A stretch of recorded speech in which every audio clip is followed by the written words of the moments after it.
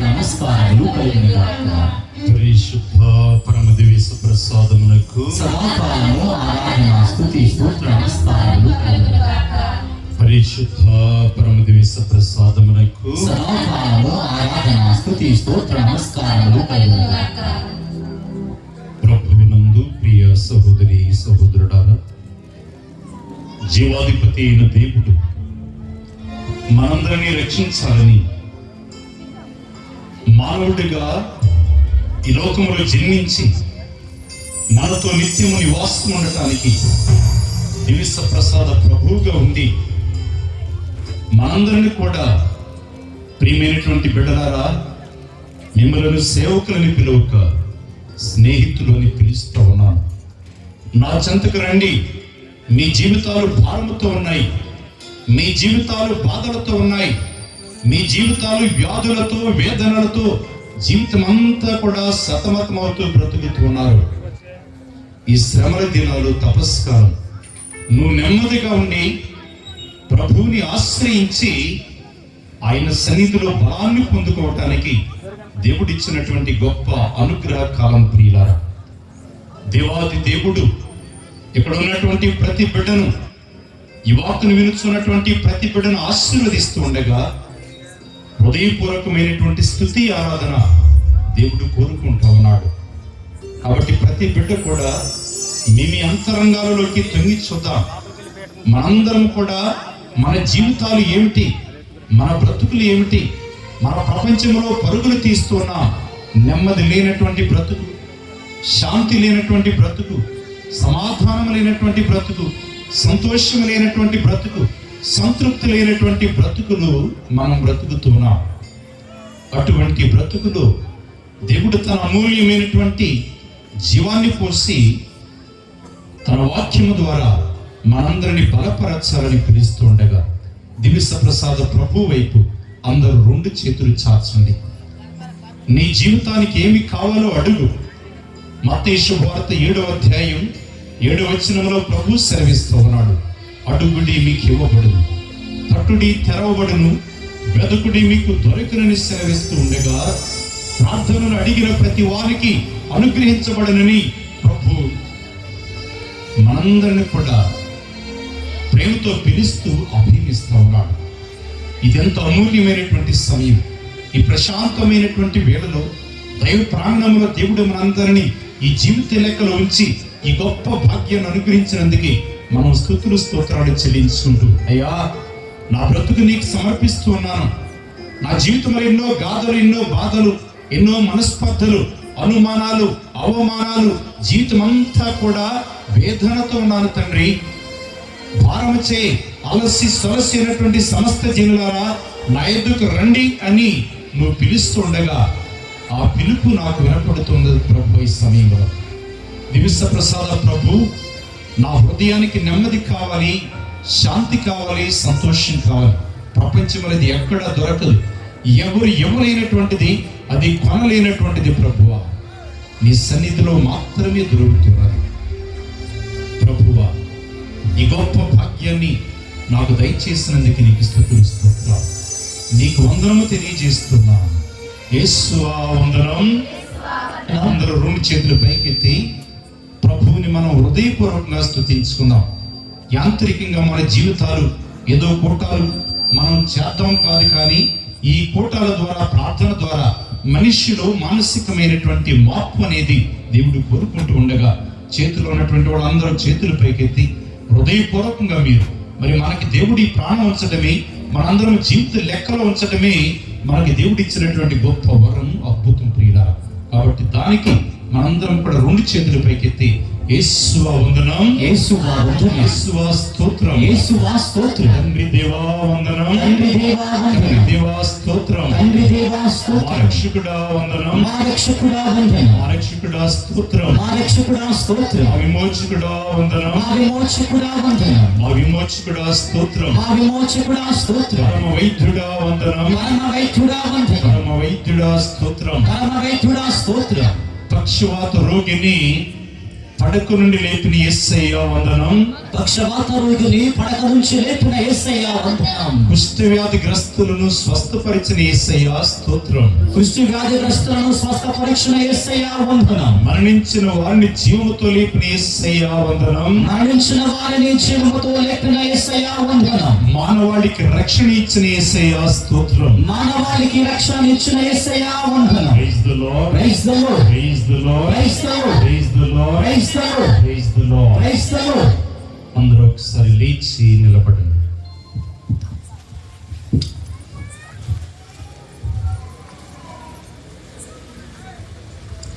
చేతులు జోడించండి. దేవుడు పశ్చాత్తాప హృదయులను వినయాన్వితులైనటువంటి నరుడి యందు నేను ప్రీతి చెందుతానని అభినిస్తా ఉన్నాడు. మన హృదయాలు వినయంతో ఉన్నాయా?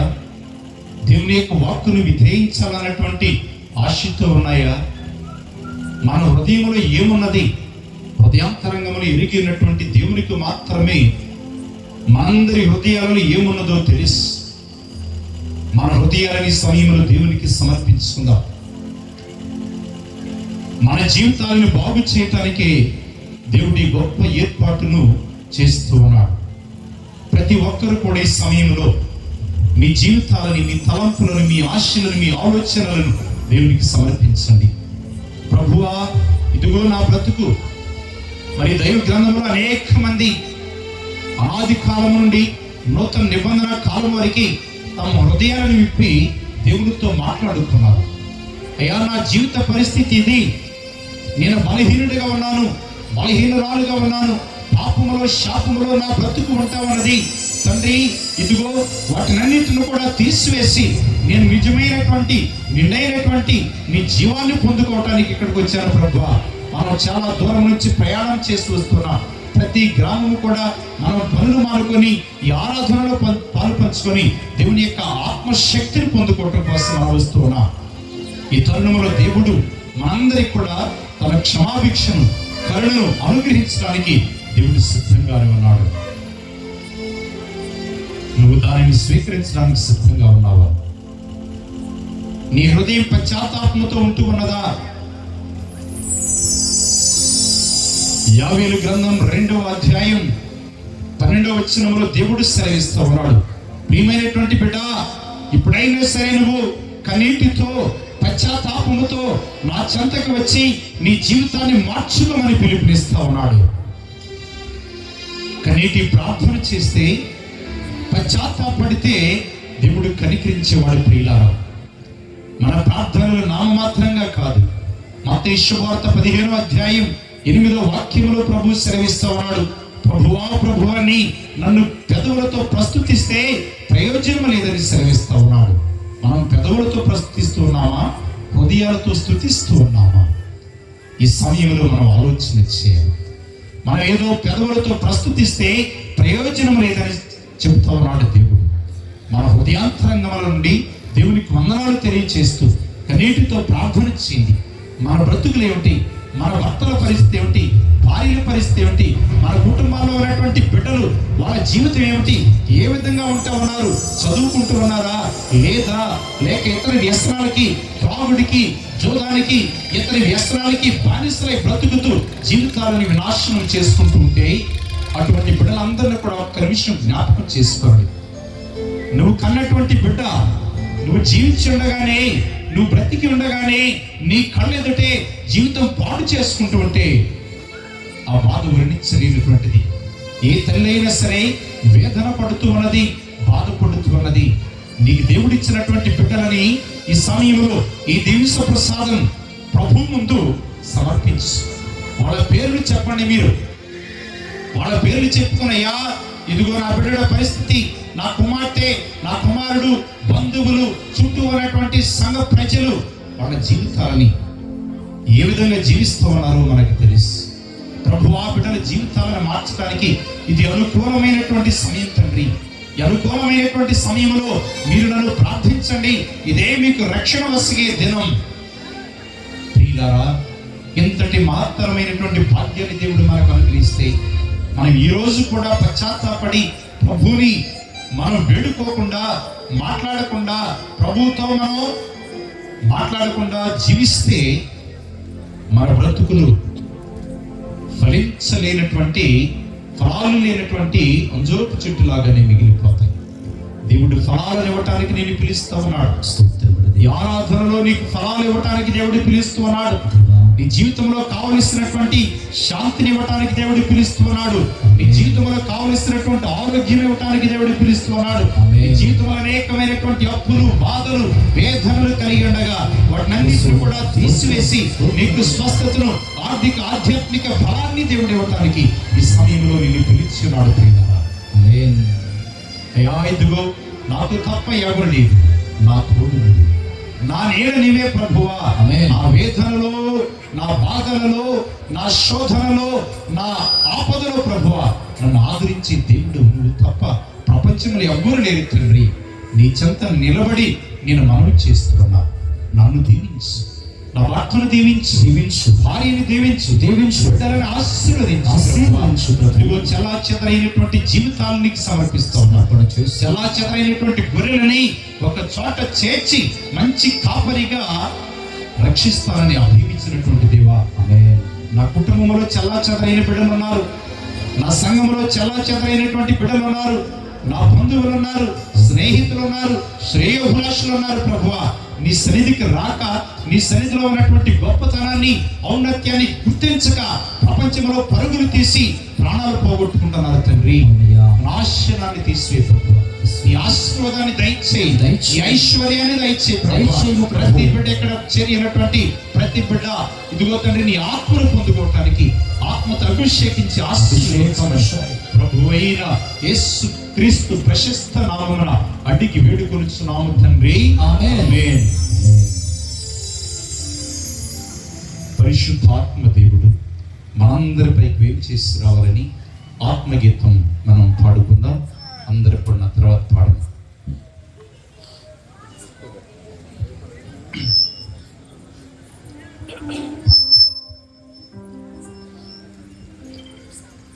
ఓ పావనాత్మా మాపై దిగిరా, ఓ పావనాత్మా మాపై దిగిరా, ఓ పావనాత్మా మాపై దిగిరా, ఓ పావనాత్మా మాపై దిగిరా,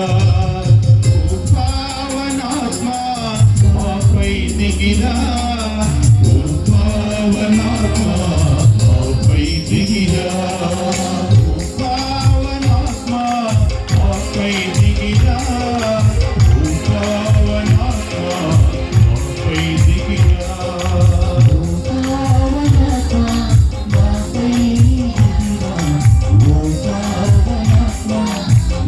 Oh,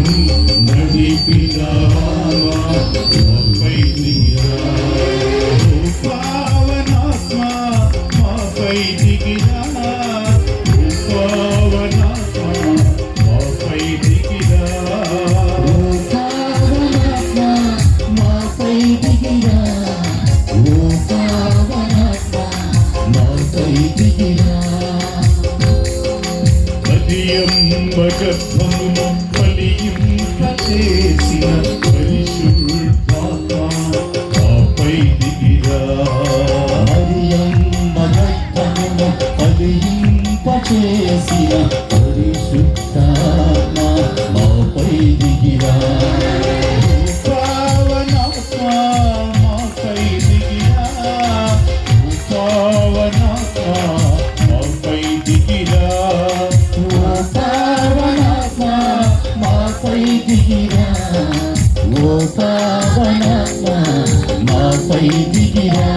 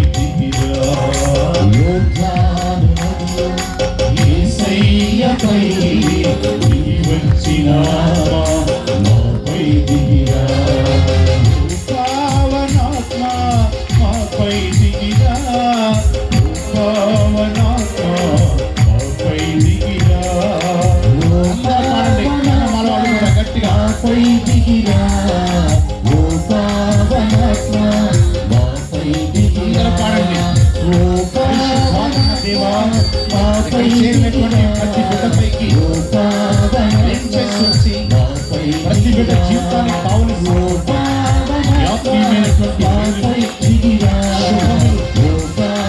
ప్రతి బిడ్డ అనుగ్రహించుకొని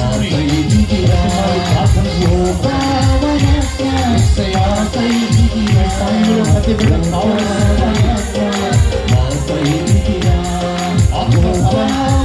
ఆరోగ్యం ఆహారం వ్యాధులతో బాధలతో ఇంత సమస్యలతో బాధపడుతుండగా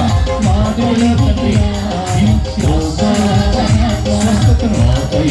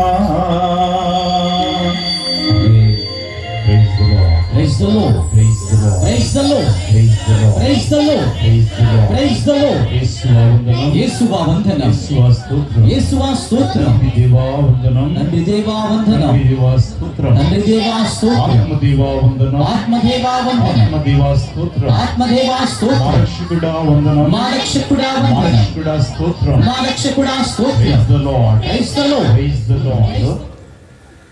ఈ మధ్యలో నన్ను చూడనటువంటి వాడు ఒకసారి చేతులు ఎత్తండి. పోయిన సంవత్సరం కూడా వచ్చాను ఒక ఊరు. మీరెవరు చూడలేదా? పోయిన సంవత్సరం మీరు అందరు కోటాలకు వచ్చినట్టున్నారు. ఎంతమంది చూశారని అడుగుతున్నా నన్ను. చూసినటువంటి వాడు. Praise the lord.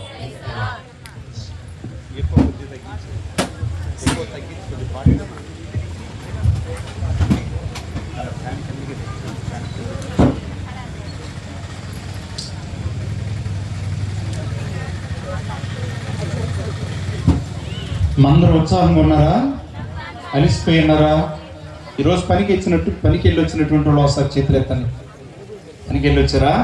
అయినా దేవుడు మీకు శక్తిని ఇస్తాడు, ఆత్మ బలాన్ని ఇస్తాడు. కాబట్టి కాస్త ఉత్సాహంగా ఉండండి. దేవుని వాక్యం మనం ధ్యానించుకుందాం. యెషయా గ్రంథం 30వ అధ్యాయం 15వ వచనం చదువుకుందాం. యెషయా గ్రంథం 30వ అధ్యాయం 15వ వచనం. మీరు నా యొద్దకు తిరిగి వచ్చి నెమ్మదిగా ఉందురేని సురక్షితముగా నుందురు. మీ జీవితాలు సురక్షితంగా ఉంటాయి. నన్ను నమ్మి నెమ్మదిగా ఉండటంలోనే మీ బలము ఇమిడి ఉన్నది. Praise the lord. Praise the Lord. దేవుడు ఈ రోజు ఇక్కడ ఉన్నటువంటి మనందరినీ, ఈ వాక్కును వినుచున్నటువంటి మనందరిని కూడా ప్రేమతో పిలుస్తూ ఉన్నాడు. మీరు నా యొద్దకు తిరిగి వచ్చి నెమ్మదిగా ఉందిరిని మీ జీవితాలు సురక్షితంగా, క్షేమంగా, లాభకరంగా, మేలుకరంగా, దీవెనకరంగా ఉంటాయని సెలవిస్తూ ఉన్నాడు. ఎంతమంది దీవించబడాలనుకుంటున్నారు ఈ దిన? మనందరికి కావాలి దేవుని దీవెన. ఒకసారి రెండు చేతులు పైకెత్తి గట్టిగా చప్పట్లు కొట్టి దేవుని స్తుతించుకుందాం. Praise the lord. Praise the lord. Praise the lord. మరి దీవెనకరంగా ఉండాలంటే, దేవుని దీవెనలు పొందుకోవాలంటే ఎక్కడికి రమ్మని పిలుస్తా ఉన్నాడమ్మ దేవుడు? ఎక్కడికి రమ్మని పిలుస్తున్నాడు? ఎక్కడికి రమ్మని పిలుస్తున్నాడు చెప్పండి. ఎక్కడికి చెప్పాలి అందరూ? దైవ సన్నిధికి, నా దగ్గరకు తిరిగి వస్తేనే ప్రపంచంలో మీకు ఎక్కడ లాభకరంగా ఉండదు, ప్రపంచంలో మీకు ఎక్కడ దీవెనకరంగా ఉండదు. ప్రపంచంలో మీరు పరుగులు తీసినంత మాత్రాన దేవుని ఆశీర్వాదములు ఎక్కడ మనకి దొరకు అని సెలవిస్తూ ఉండే. ఎక్కడ దొరుకుతున్నాయి అంట? దైవ సన్నిధిలో దొరుకుతున్నాయి. అందుకనే దేవుడు మనల్ని రమ్మని పిలుస్తా ఉన్నాడు. నా యొద్దకు తిరిగి రండి. ఒకవేళ నా గురించి తెలిసి కూడా మీరు క్రైస్తవులు అయ్యిండు కూడా, దేవుని యొక్క వాక్యాన్ని విని కూడా దైవ సన్నిధిని గ్రహించకుండా, దేవుని మహత్తరమైనటువంటి ప్రేమను గుర్తించకుండా లోక ఆశలలో చిక్కుని లోక పాపములలో మనం పడిపోయి ఉంటే వాటిని విడనాడి ఏం చెప్తున్నాడమ్మ ప్రభు? నా దగ్గరికి రమ్మని పిలుస్తా ఉన్నాడు. ఇదే నీకు అనుకూలమైనటువంటి సమయం అని చెప్తా ఉన్నాడు. పౌలు భక్తుడు కొరింథీయులకు రాసినటువంటి 2వ లేఖ 6వ అధ్యాయం 2వ వచనం చదవండి. ఏలైనా అనుకూల సమయమున నేను నిన్ను ఆలకించుకుని రక్షణ దినమున నీకు నేను తోడ్పడితిని అని దేవుడు చెప్పుచున్నాడు. Praise the Lord. అనుకూలమైన సమయం ఎప్పుడమ్మా మనకి? అనుకూలమైనటువంటి సమయం ఎప్పుడు అనుకుంటున్నారు? అనుకూలమైనటువంటి సమయం దేవుడు వాక్యము ద్వారా మనకి సెలవిస్తూ ఉన్నాడు. ప్రియమైనటువంటి బిడ్డ, ఇదే ఈ రోజే, ఇప్పుడే, ఇక్కడే, ఈ దైవ ప్రాంగణంలోనే ఇదే నీకు అనుకూలమైనటువంటి సమయం, రక్షణ దినం. మనం అనుకుంటాం రేపు మనం మారదామని, లేకపోతే తర్వాత తపస్కాలంలో చూస్తుందామని, లేకపోతే తర్వాత ఆదివారం చూద్దాం, తర్వాత నెల చూద్దామని మనం పొడిగించుకుంటూ వెళ్ళిపోతూ ఉంటాం. మరి మన బ్రతుకులు రేపటి వరకు ఉంటాయా, ఉండవా? ఎవరికైనా గ్యారంటీ ఉందా? జీవితాన్ని గురించి ఎవరికైనా గ్యారంటీ ఉందా? ప్రపంచంలో ఎవరికి గ్యారంటీ లేదు. రేపు మనం ఉంటామో ఉండమో తెలియదు. అందుకనే దేవుడు ప్రతిరోజు ఏ రోజుకు ఆ రోజే నీ జీవితాన్ని గురించి చింతించకుండా బాధపడకుండా దైవ సన్నిధిలో నువ్వు అడిగితే, ప్రార్థన చేస్తే నీకు అనుగ్రహించి ఆశీర్వదించి బలపరుస్తానని అభయం ఇస్తున్నాడు. కాబట్టి ఈ రోజే నీకు ఇప్పుడే ఇది ఆశీర్వాదకరమైనటువంటి సమయముగా, ఆశీర్వాదకరమైనటువంటి దినంగా దేవుడు మార్చడానికి మనందరినీ పిలుస్తూ ఉన్నాడు. ఈ సమయం మనం ఏం చేయాలి? ఆయన దగ్గరకు రావాలి అంటే మనం ఏం చేయాలి? సిద్ధపడాలా వద్దా? పెళ్ళిళ్ళకి వెళ్ళేటప్పుడు ఏం చేస్తున్నారు మీరందరూ? పెళ్ళికి వెళ్ళాలి రేపు పొద్దున, ఏం చేస్తారు ఏమ్మా? చెప్పాలి, గట్టిగా చెప్పండి. పర్లేదు, ఏం చేస్తారు? అందంగా సుందరంగా తయారయ్యి మనం పెళ్లికి వెళ్తాం. లేకపోతే ఏదైనా ఫంక్షన్ ఉన్నది, లేకపోతే ఇంకేదైనా గ్రామంలో పండుగ ఉన్నది, మనందరం కూడా సిద్ధపడతామా లేదా? ఏ విధంగా సిద్ధపడతాం? మన వస్త్రాలంకరణ, మనకి ఛార్జీకి డబ్బులు, లేకపోతే ఇంకేమన్నా తీసుకుని వెళ్ళటానికి పిలుచుకొని మనందరం కూడా కలిసి ఊర్లో ఉన్నటువంటి వాళ్ళందరూ అక్కడ పెళ్ళి ఉంటే పెళ్లికి వెళతాం. మరి మీరు ఎప్పుడైనా ప్రార్థనకు వచ్చేటప్పుడు సిద్ధపడ్డారా? ప్రార్థనకు వచ్చేటప్పుడు సిద్ధపడ్డారా? ఎంతమంది సిద్ధపడుతున్నారు ఏమా? అయితే మన బిడ్డలందరూ కూడా మంచివాళ్ళే, మీరందరూ సిద్ధపడి వస్తున్నారు. ఏ విధంగా సిద్ధపడుతున్నారు? సిద్ధపాటు అంటే మీరందరూ దీక్షలు తీసుకున్నారు, కొంతమంది దీక్షలు తీసుకోలేదు. మనకి ఈరోజు ప్రార్థన ఉన్నది, ఇక్కడ బైబిల్ తీసుకుంటాం, బయలుదేరి వస్తాం, సంతోషం. సిద్ధపాటు అంటే కేవలం అటువంటి సిద్ధపాటు మాత్రమే కాదు, దేవుడు ఆత్మీయంగా సిద్ధపడరామని చెప్తున్నాడు. నేను ఈరోజు ప్రార్థనకు వెళతా ఉన్నా, నేను ఏం పొందుకోవాలి, దేవుణ్ణి నేను ఏం అడగాలి, అసలు నాకు ఏమి కావాలి అని ప్రతి బిడ్డ కూడా ఆలోచన చేసి సిద్ధపడి రామని చెప్తున్నాడు. ఆ సిద్ధపాటు ఏ విధంగా ఉంటుందట? ఒకసారి శ్రాప్తుడిని యేసు జ్ఞాన గ్రంథం 17వ అధ్యాయం 25వ వచనం చదవండి. 17వ అధ్యాయం 25వ వచనం. మీ పాపములను విడనాడి ప్రభు యొద్దకు రండు, అతని ఎదుట ప్రార్థన చేసి మీ దోషములను తొలగించుకొనుడు. Praise the lord. ఏం చెప్తున్నాడమ్మా దేవుడు? ఏ విధంగా సిద్ధపాటు, ఏ విధంగా రమ్మని చెప్తున్నాడు? సిద్ధపాటు అంటే కేవలం మనం మంచి దుస్తులు ధరించో బైబిల్ చేతిలో పట్టుకొని రావటం మాత్రమే కాదు, కానీ దేవుడు ఆత్మీయమైనటువంటి సిద్ధపాటు ఏమిటంటే మీ పాపములను విడనాడి ఎక్కడికి రమ్మని పిలుస్తా ఉన్నాడు? ప్రభు యొద్దకు రండు, అతని ఎదుట మీరు ప్రార్థన చేసి మీ దోషములను తొలగించుకునుడు, కిల్మిషములను వైతొలగి మహోన్నతుడైనటువంటి దేవుని యొద్దకు మరలి రండు. బ్రతికి ఉన్నటువంటి వారు భగవంతుని కీర్తింపనిచ్చో చనిపోయినటువంటి వారు ఏ విధంగా కీర్తిస్తారని వాక్యం సెలవిస్తా ఉన్నది. దేవుడి ప్రియమైనటువంటి బిడ్డ, నా దగ్గరకు తిరిగి రమ్మని పిలుస్తా ఉన్నాడు.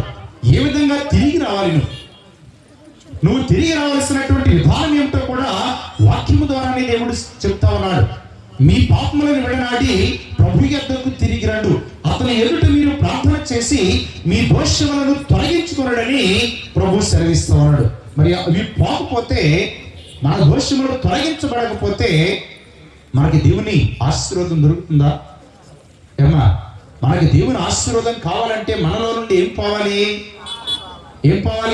మనలో ఉన్నటువంటి దోషాలు పోవాలి, మనలో ఉన్నటువంటి పాపాలు కడిగి వేయబడాలి. అప్పుడు దేవుని యొక్క అపారమైనటువంటి ఆశీస్సులను ఆయన అనుగ్రహిస్తాడు.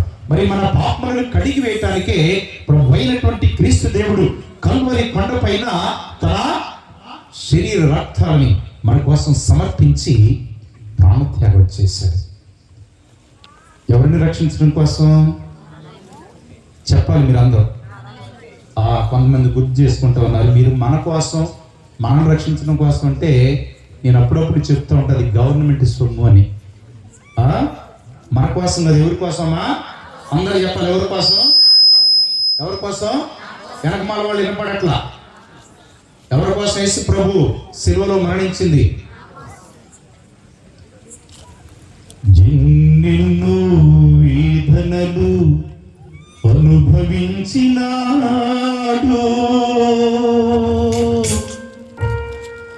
నిన్ను రక్షించుట కొరకే, మన పాపం కడుగుట కొరకే. ఎన్నెన్నో వేదనలు అనుభవించినాడు,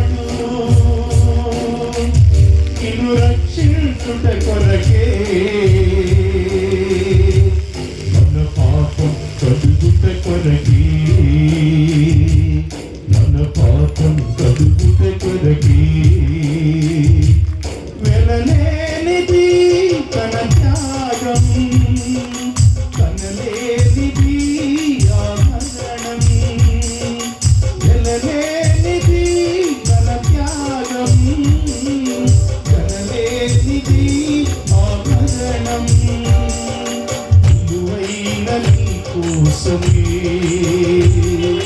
బలియాయను మన కోసమే విలువైన నీ కోసమే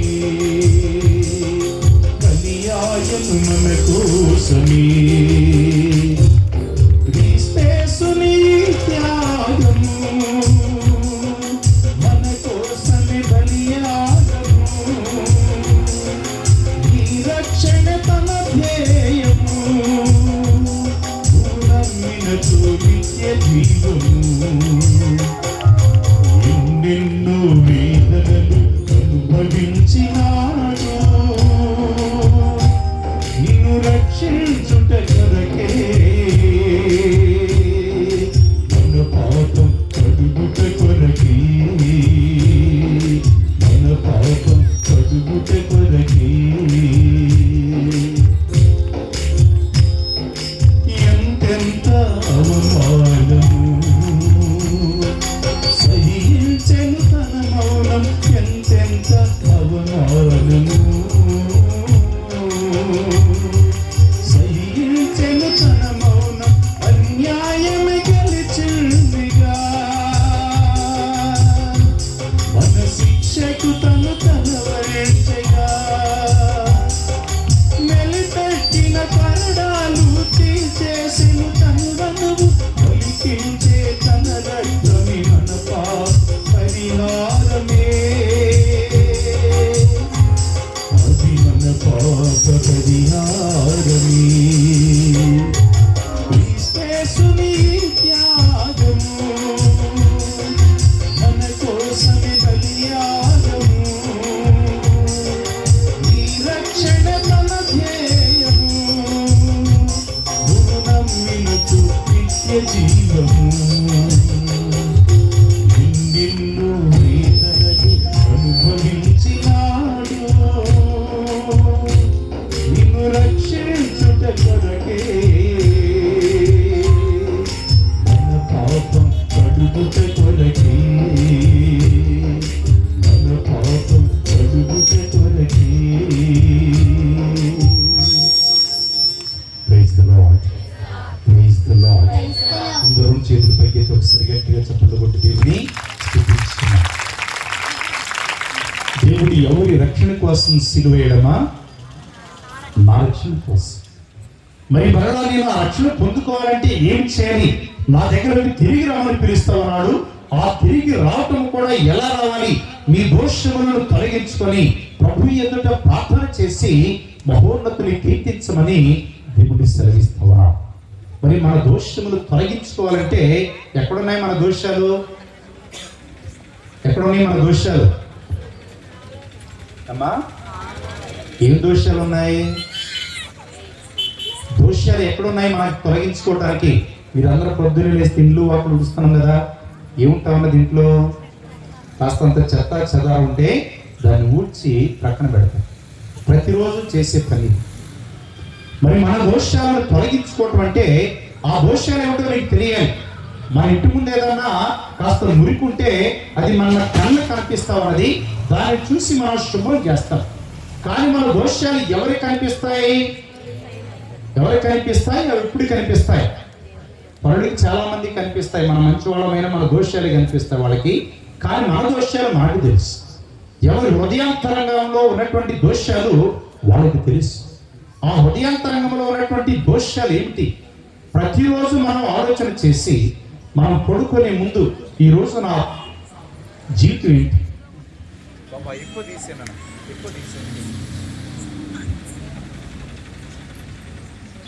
నా జీవితం ఏమిటి అని మనం తొంగి చూసినప్పుడే మనకు అర్థమవుతా ఉన్నది. ఏమున్నాయి హృదయంలో? ఒకసారి మార్కు శుభవార్త 7వ అధ్యాయం 21వ వచనం చదవండి. మార్కు శుభవార్త 7వ అధ్యాయం 21వ వచనం. ఏలైనా హృదయము నుండి ఈ మన హృదయములో ఏమున్నాయో దేవుడి వాక్యము ద్వారా ఇక్కడ ఉన్నటువంటి మనందరికి కూడా తెలియజేస్తూ ఉన్నాడు. మన హృదయాలను శుభ్రం చేసుకోవాలంటే, మన దోషాలను తొలగించుకోవాలంటే ఆ దోషాలు ఏమిటో, మన హృదయంలో ఏమున్నాయో ఈ వాక్యం ద్వారా దేవుడు మనందరికీ తెలియజేస్తున్నాడు. చదువు ఒకసారి. మనిషి హృదయం ఏమున్నాయంటమ్మా? ఆలోచనలు ఎంతమందికి ఉన్నాయి? దురాలోచన లేనటువంటి మనిషి ఉన్నాడా? ఉన్నాడా లేరా? అందరం దుష్టులే. ఆది కాండంలో మనకి దేవుడు సెలవిస్తున్నాడు 6వ అధ్యాయం 5వ వచనంలో ఏం చెప్తున్నాడమ్మా? భూమిపై ఉన్నటువంటి మనుషులందరూ కూడా పరమ దుష్టులు అయిపోయారంట. దేని వలన పరమ దుష్టులు అయిపోయారు వీళ్ళు? వాళ్ళ ఆలోచన బట్టి. మన ఆలోచన బట్టే మన జీవితం ఉంటుంది. నువ్వు మంచిగా ఆలోచన చేస్తే మన జీవితం మంచిగా ఉంటుంది. మనం చెడుగా ఆలోచన చేస్తే చెడు దారిలో వెళ్ళిపోతూ ఉంటుంది. మన ఆలోచనను బట్టే మన బ్రతుకు ఉంటుంది. నువ్వు ఒక ఉన్నతంగా జీవించాలంటే, ఉన్నతమైనటువంటి బ్రతుకు మనకు కావాలంటే అది నీ ఆలోచన దగ్గర నుంచి ప్రారంభం కావాలి. నీ ఆలోచన మంచిగా ఉంటే, నీ ఆలోచన సరిగా ఉంటే నీ జీవితం అంతా కూడా సరిగా ఉంటుంది. అందుకని మనుషులందరూ కూడా దుష్టులు అయిపోయే కారణం ఏంటంటే వాళ్ళలో ఏమున్నాయి? వాక్యంలో చదువుకుని ఏమున్నాయంట? దురాలోచనలు ఉన్నాయి. ఈ దురాలోచనల కారణంగా మనుషులందరూ కూడా దుష్టులు అయిపోయి దేవునికి దూరం అయిపోతా ఉన్నారు. దేవుడు ఇచ్చినటువంటి ఫలాలను పొందుకోలేకపోతా ఉన్నారు. అందుకనే దేవుడు ఈ కాలాన్ని మనకి అనుగ్రహ కాలంగా ఇచ్చి మన దోషములు తొలగించుకోవడానికి మనకి అవకాశం ఇస్తూ ఉన్నాడు. మన దోషములు ఏమిటో మన వాక్యం చదివి ధ్యానం చేసి, మరి ఇప్పుడు దురాలోచన అంటే ఈ దురాలోచన నాలో ఉన్నదా లేదని ఎవరు ఆలోచన చేయాలి? నీలో ఉన్నటువంటి దురాలోచన గురించి ఎవరు ఆలోచన చేయాలి? నువ్వే చేయాలి. వేరే వాళ్ళు ఎవరు కూడా దానిని తీసివేయలేరు. నీలో ఉన్నటువంటి దురాలోచన నువ్వే తీసివేయాలి. అది దేవుని శక్తి వలన సాధ్యపడతా ఉన్నది. దేవుని ప్రార్థన చేయడం వలన సాధ్యపడతా ఉన్నది. ఉపవాసం ఉండటం వల్ల ప్రార్థన సాధ్యపడతా ఉన్నది. ప్రార్థన చేయడం వల్ల సాధ్యపడతా ఉన్నది. నువ్వు ఇతరులకి మేలుకరంగా ఆశీర్వాదకరంగా ఉండాలని ఆలోచన చేస్తే అప్పుడు ఈ దురాలోచనలన్నీ కూడా తొలగించబడతాయి. మనుషులందరూ కూడా సంతోషంగా ఉండాలి, మనుషులందరూ కూడా ఆనందంగా ఉండాలని మనం ఆలోచన చేసామనుకో, మనకి ఏమైనా దురాలోచన వస్తాయా? ఏమన్నా మన చుట్టూ ఉన్నటువంటి అప్పుడప్పుడు ఈ లారీల మీద లేకపోతే వాహనాల మీద రాస్తూ ఉంటారు ఒక మాట, ఏమని? అందరూ బాగుండాలి, అందులో నేను ఉండాలంటారు. అంటే ఈ మాటకి అర్థం చాలా ఉన్నతంగా ఉన్నది. అందరూ బాగుండాలని ఆలోచన ఉంటే నువ్వు వేరే వాళ్ళని ఏమైనా దూషిస్తావా? వేరే వాళ్ళని ద్వేషిస్తావా? వేరే వాళ్ళతో పగగా ఉంటావా? వేరే వాళ్ళని ఇంకేమన్నా నువ్వు చేయాలనుకుంటావా? కీడు తలపెట్టాలనుకుంటావా? ఏమీ చేయాలనుకో. అందరూ బాగుండాలనేటువంటి ఆలోచన నీలో ఉంటే, ఒకవేళ వేరే వాళ్ళు ఎవరైనా బాగలేకపోయినా, వేరే వాళ్ళు ఎవరైనా మాట్లాడకపోయినా, వేరే వాళ్ళు మనల్ని దూషిస్తున్నా ద్వేషిస్తున్నా వాళ్ళని మనం క్షమించడానికి సిద్ధపడతాం. తెలియక చేస్తున్నారని మనం వాళ్ళని క్షమించడానికి మనం సిద్ధపడుతూ ఉంటాం. అది ఎప్పుడంటే నీ ఆలోచన సరిగా ఉన్నప్పుడు. చదువు తర్వాత. వేశ్య సంగమములు, దొంగతనములు, నరహత్య, వ్యభిచారము, దురాశ, దౌష్ట్యము, మోసము, కామము, మాత్సర్యము, దూషణము, అహంభావము, అవివేకము వెలువడును. ఇవన్నీ ఎక్కడున్నాయంటమ్మా? ఎక్కడున్నాయి? అందరు చెప్పాలి, ఎక్కడున్నాయి? ఇప్పుడు ప్రభు మనకి వాక్యము ద్వారా చెప్తా ఉన్నాడు. నీ హృదయంలో ఏమున్నాయో ఈ తపస్కాలంలో ఒకసారి ఆలోచన చేయమని చెప్తా ఉన్నాడు. ఈ దుర్గుణాలన్నీ కూడా ఇక్కడ ఉన్నటువంటి మనందరిలో కూడా అన్ని లేకపోయినా సరే ఏదో ఒక దుర్గుణం మన హృదయంలో ఉండి మనల్ని పట్టి పీడిస్తూ అది తోటి నరులకి దేవునికి దూరంగా మనల్ని తీసుకుని వెళ్తూ ఉంటది. అవి దురాలోచనలు, వేశ్య సంగములు, ద్వేషాలు, పగలు, ప్రతీకారాలు, ఇవన్నీ కూడా మనిషిని తోటి మనిషితో సమాధానంగా లేకుండా, సంతోషంగా లేకుండా, దేవుని యందు లేకుండా దూరంగా తీసుకుని వెళతాయి. మీరు ఇంటికి వెళ్ళిన తర్వాత కూడా ఈ వాక్యం చదవండి. మీరు సిద్ధపాటు అంటే మీరు నా యొద్దకు రమ్మని దేవుడు పిలుస్తున్నాడే, మీరు సిద్ధపడటం అంటే ఈ వాక్యం చదువుకొని మీరు బయలుదేరాలి. అయ్యా, నా హృదయంలోకి ఒకసారి తొంగి చూడాలన్న ఆలోచన నాలో ఉన్నది. ఏమేమి దుర్గుణాలు ఉన్నాయో వేరే వాళ్ళు వారికి చెప్పాల్సిన అవసరంలా. నువ్వు బైబిల్ తీసుకొని వాక్యం చదువు. ఎక్కడి నుంచి ప్రారంభిస్తా ఉన్నాడమ్మా దేవుడు? మరొకసారి చదువమ్మా. ఏమన్నాయంటమ్మా? దురాలోచనలు, వేశ్య సంగమములు, దొంగతనములు, నరహత్యలు, వ్యభిచారములు, దురాశ, దౌష్ట్యము, మోసము, కామము, మాత్సర్యము, దూషణము, అహంభావము, అవివేకము, ఇవన్నీ కూడా ప్రతి నరుని హృదయంలో ఉండటం వలన నరులు దేవునికి దూరం అయిపోతా ఉన్నారు. దానిని తొలగించుకోవటం కోసమే నువ్వు ఈ తపస్కాలంలో నెమ్మదిగా ఉండి, ఏ విధంగా నెమ్మదిగా ఉండాలి? నువ్వు ఆలోచన చేయాలి. నువ్వు వేరే ఆలోచనలన్నీ కూడా ప్రక్కన పెట్టేసి, ప్రపంచంలో పరుగులు తీయటం ప్రక్కన పెట్టేసి, ప్రపంచంలో వేరే వాళ్ళ గురించి ఆలోచన చేయటం ప్రక్కన పెట్టేసి, ఎవరి గురించి ఆలోచన చేసుకోవాలమ్మా? ఎవరి గురించి ఆలోచన చేయాలి ఈ రోజున? మీరు అందరూ చెప్పాలి. ఎవరి గురించి? నీ గురించి నువ్వు ఆలోచన చేయి. వేరే వాళ్ళు, నీ భర్త గురించి వద్దు, నీ భార్య గురించి వద్దు, బిడ్డల గురించి వద్దు. ఈ సమయంలో ప్రతి ఒక్కరు కూడా, భర్త, భార్య, బిడ్డలు, బంధువులు, సంఘస్థులు అందరూ కూడా ఎవరి జీవితాన్ని గురించి వాళ్ళు ఆలోచన చేయమని చెప్తున్నాడు దేవుడు. ఎవరి జీవితాన్ని గురించి వాళ్ళు ఆలోచన చేసి ఈ వాక్యం చదువుకొని నువ్వు ప్రార్థనకు బయలుదేరు. అయ్యా, నేను నీ దగ్గరకు వస్తా ఉన్నా, నాలో దురాలోచనలు ఉన్నాయి, నాలో చెడు తలంపులు ఉన్నాయి, నాలో వ్యామోహాలు ఉన్నాయి, నాలో వ్యసనాలు ఉన్నాయి, నాలో బలహీనతలు ఉన్నాయి, నాలో ఈ లోక బంధాలు ఉన్నాయి. వీటిని విడిచిపెట్టలేక ప్రభువా, నేను నీకు దూరం అయిపోతూ ఈ ప్రపంచంలో నా బ్రతుకుని వినాశనం చేసుకుంటున్నాను తండ్రి. నాకు ఈ సమయంలో రక్షణ కావాలి, నీ ఆశీర్వాదములు కావాలి ప్రభువా. వాటి కోసం నేను వస్తుండగా తండ్రి, నా హృదయాన్ని తెరచి నీతో మాట్లాడుకోవటానికి నా హృదయ నేత్రాన్ని ఇదిగో తండ్రి తెరువు, నాకు జ్ఞానాన్ని దయచేయమని నువ్వు ప్రార్థన చేసి ఇక్కడికి వస్తే దేవుడు ఏం చేస్తాడమ్మా? నీకు ఆశీర్వాదకరంగా ఉంటాడు. Praise the lord, praise the Lord. అందరం చేతులు పైకి గట్టిగా చప్పట్లు కూడా దేవుని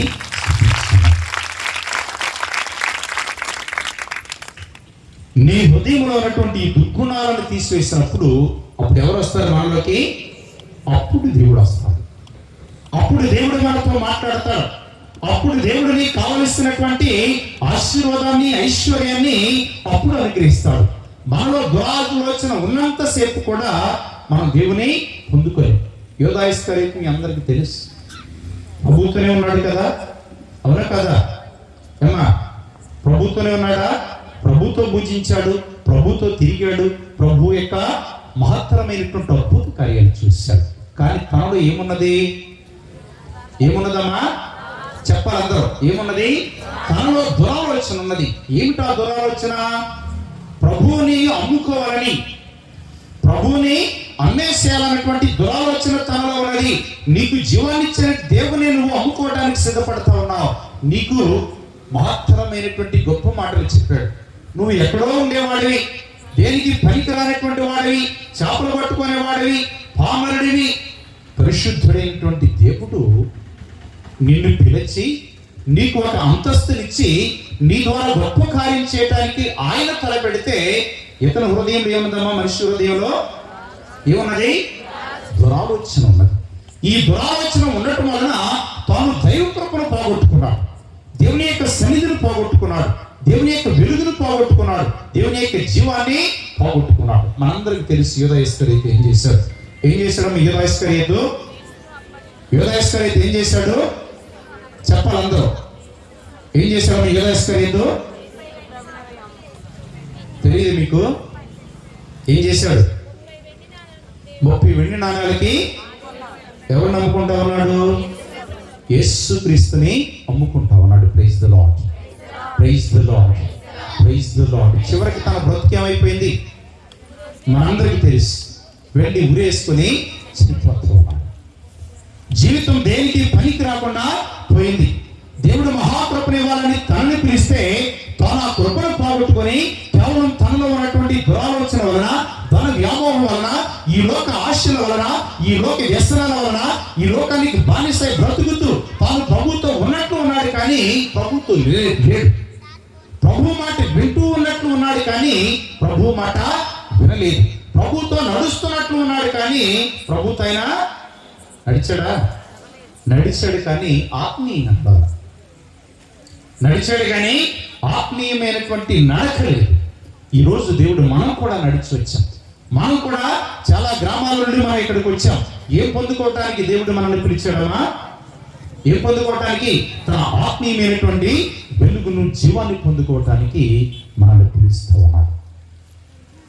మరి మన బ్రతుకులలో దేవుని జీవం కావాలంటే ఈ హృదయంలో ఉన్నటువంటి దీనిని తీసివేయమని పిలుస్తూ ఉన్నాడు. ఎందుకని? హృదయం చాలా మోసకరమైనటువంటిది. ఎటువంటిదంటమా? ఇర్మియా గ్రంథం 17వ అధ్యాయం 9వ వచనం చదవండి ఒకసారి. 17వ అధ్యాయం 9వ వచనం. హృదయమునకు ఉన్నంత కపటము దేనికి లేదు, దాని రోగమును కుదర్చలేము, దానిని ఎవడు అర్థం చేసుకోగలడు? ప్రభువునైన నేను మనస్సులను పరిశీలించేవాడును, హృదయమును పరీక్షించేవాడును. Praise the lord, praise the lord. హృదయములో ఏమున్నదంటమా? హృదయంలో ఏమున్నది? హృదయములో ఏమున్నది? కపటం ఉన్నది, మోసం ఉంటా ఉన్నది. హృదయానికి ఉన్నంత కపటము దేనికి లేదంట. అందుకనే దేవుడు మొట్టమొదటిగా ప్రబోధించినటువంటి మాట ఏమిటి? మొట్టమొదటిగా ప్రభు తన బహిరంగ జీవితాన్ని ప్రారంభించిన తర్వాత ప్రసంగం చెప్తూ ఒక వాక్యం చెప్పాడు ప్రభు. మార్కు శుభవార్త 1వ అధ్యాయం 15వ వచనం చదవండి. కాలము సంపూర్ణమైనది, దేవుని రాజ్యము సమీపించినది, హృదయ పరివర్తనం చెంది వార్తను విశ్వసింపుడు. Praise the lord. అందరూ ఒకసారి చేతులు పైకి గట్టిగా చప్పట్లు కూడా వేస్తున్నాం.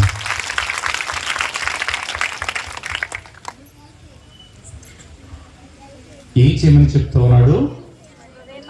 కాలము సంపూర్ణమైనది, ప్రభు రాకతో కాలము సంపూర్ణమైంది. ప్రభు రాకకు ముందు వేలాది సంవత్సరాలు మెస్సియా కావాలని, రక్షకుడు కావాలని జనులు వేచి చూశారు. ప్రభు యొక్క రాకతో కాలం అనేది సంపూర్ణమవుతా ఉన్నది. ఇప్పుడు మనం చేయవలసినటువంటి పని ఉన్నది. ఆయన అయితే వచ్చాడు, ఆయన పొందుకోవాలి. ఆయన పొందుకోవాలంటే మనం ఏం చేయాలి? ఏమా? హృదయ పరివర్తన చెందమని చెప్తున్నాడు ప్రభు.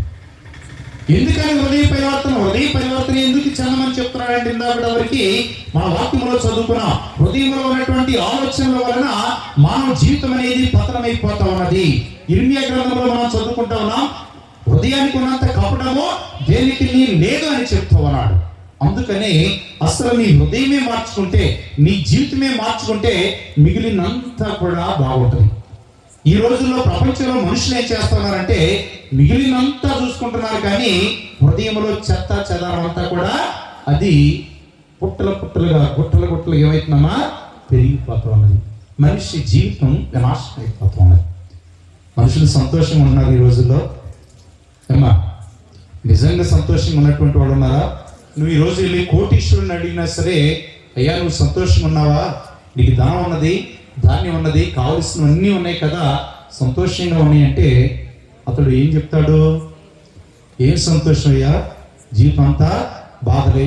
అక్కడ పిల్లల మాట వినట్లా, ఇక్కడ పని వాళ్ళు మాట వినట్లా, లేకపోతే పంటల పండలేదు, అక్కడ చదిపోయింది, ఇక్కడ దిగిపోయింది, ఏదేదో చెప్తూ ఉంటారు.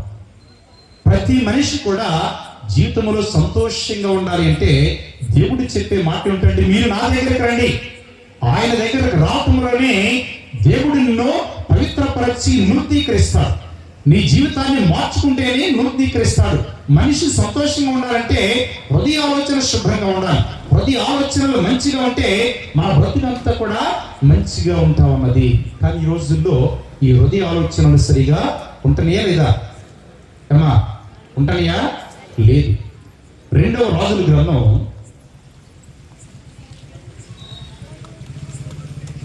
2వ అధ్యాయం 19వ వచనం చదువు ఒకసారి. 2వ రాజులు 2వ అధ్యాయం 19వ వచనం చదువు. యెరికో పౌరులు ఎలీషా వద్దకు వచ్చి, అయ్యా ఇది సుందరమైనటువంటి నగరము, కానీ ఇచ్చట నీరు మంచిది కాదు.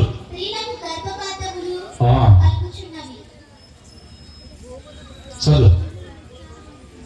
భూములు నిస్సారమైపోతా ఉన్నాయి, మనుషులకి వ్యాధులు వస్తా ఉన్నాయి, ఈ నీరు మంచిగా లేదని యెరికో పట్టణ వాసులు ఎలీషా ప్రవక్త దగ్గరికి వెళ్ళి చెప్తా ఉన్నారట.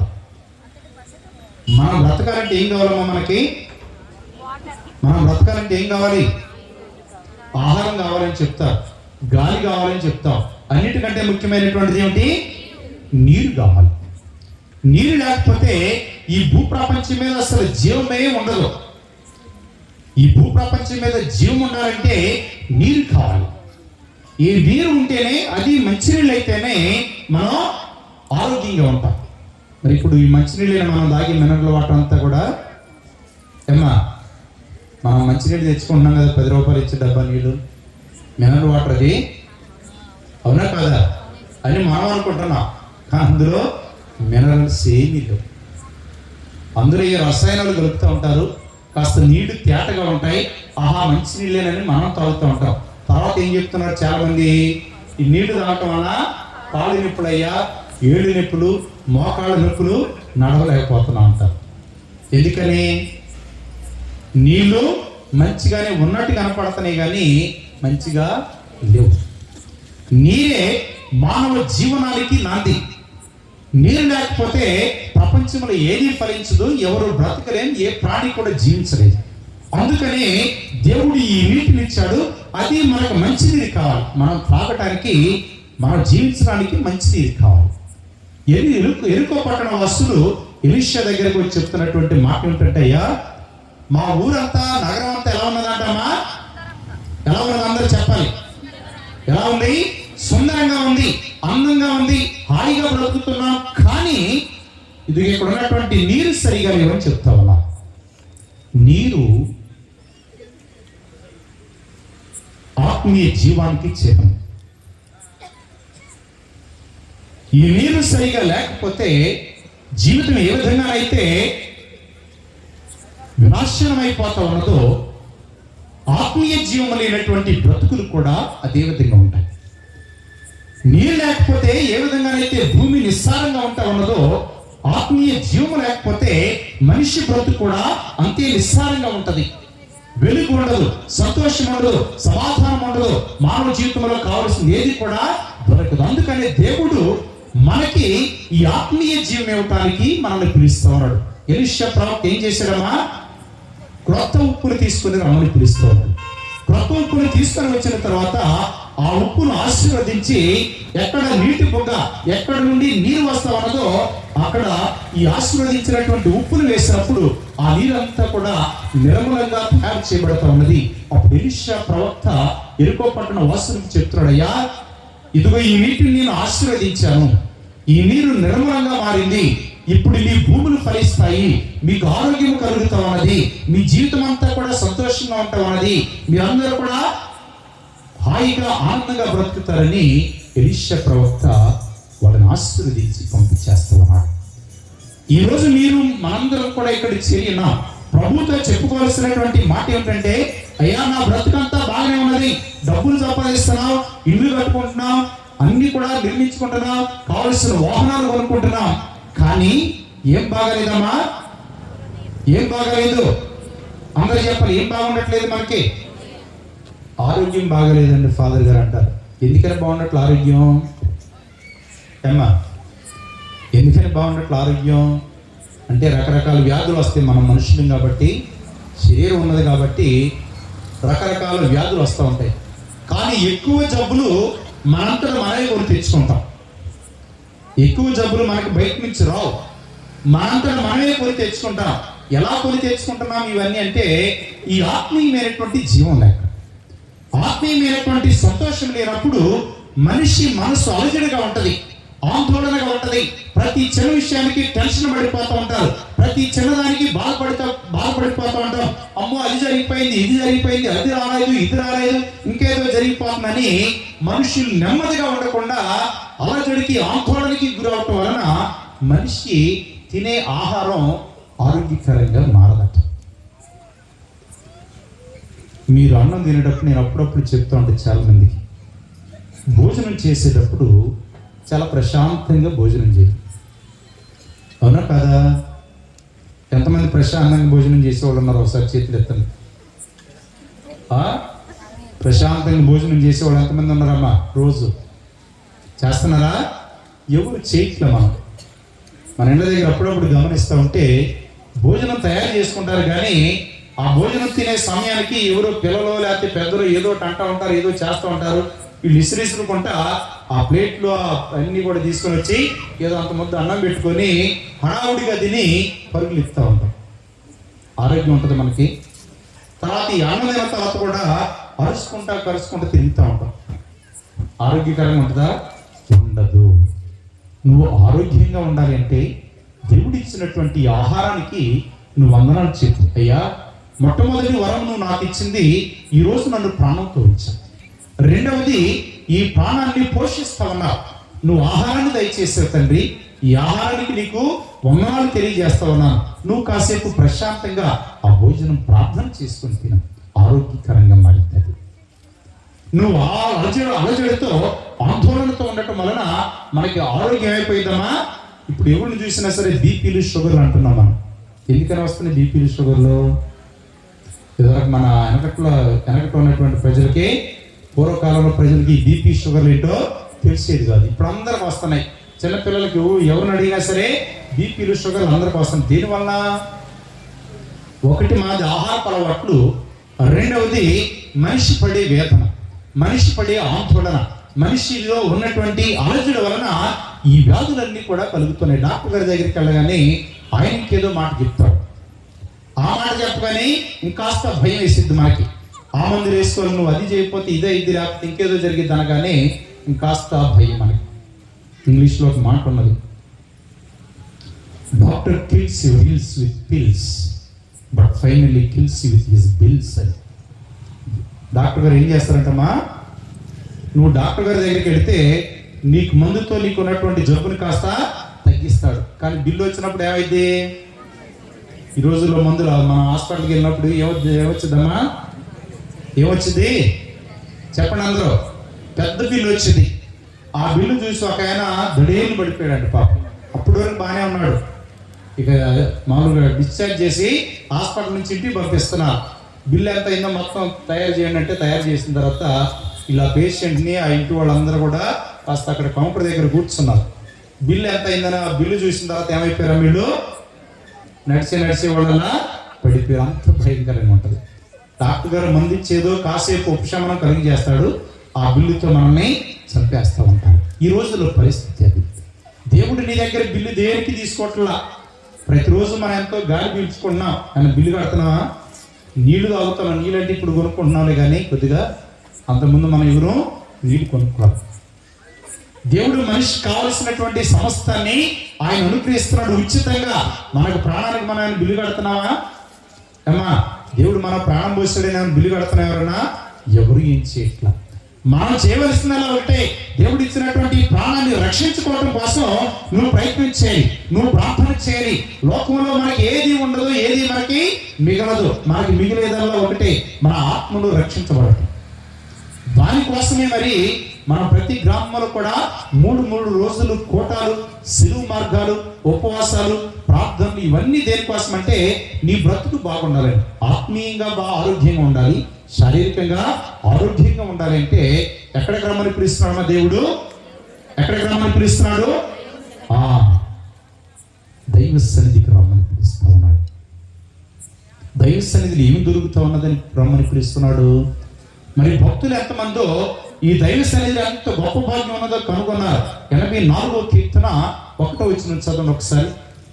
84వ కీర్తన 1వ వచనం. సర్వశక్తిమంతుడైన ప్రభు, నీ నివాసం ఎంత రమ్యమైనటువంటిది, ఎంత సుందరమైనటువంటిది, ఎంత ఆత్మీయమైనటువంటిది. చదువు. నేను ప్రభు మందిర ఆవరణమును దర్శింపవలెనని నా హృదయం ఉత్సాహంతో ఊళ్ళూరిపోవచ్చున్నది, తప్పించిపోవచ్చున్నది, ఆనందిస్తా ఉన్నది. ఎక్కడికి వెళ్ళాలనమ్మా? అందరూ చెప్పాలి ఎక్కడికి వెళ్ళాలని. అందరూ చెప్పాలి ఎక్కడికి. ఎంతమంది హృదయాలు ఇక్కడ సంతోషంగా ఉన్నావు? ఒకసారి చేతులు ఎత్తండి. నిజంగా దేవుడి సన్నిధికి వెళ్ళాలని మధ్యలో కొంతమంది ఎత్తలేదు, లేదా ఉత్సాహం లేదమ్మా? ఒకసారి ఉన్న చేతులు పైకి గట్టిగా చప్పట్లు కూడా దేవుని స్తుతించుకున్నాం. మనందరికీ నిజమైనటువంటి ఆనందం, సంతోషం దేవుడు ఎప్పుడు ఇస్తాడంటే నీలో ఈ ఉత్సాహం ఉన్నప్పుడు. ఎక్కడికి వెళ్ళాలని? నేను దైవ సన్నిధికి వెళ్ళాలి. ఈ రోజు ఇక్కడ ఆత్మీయంగా ఉంటానని ప్రార్థన జరుగుతూ ఉన్నాయి.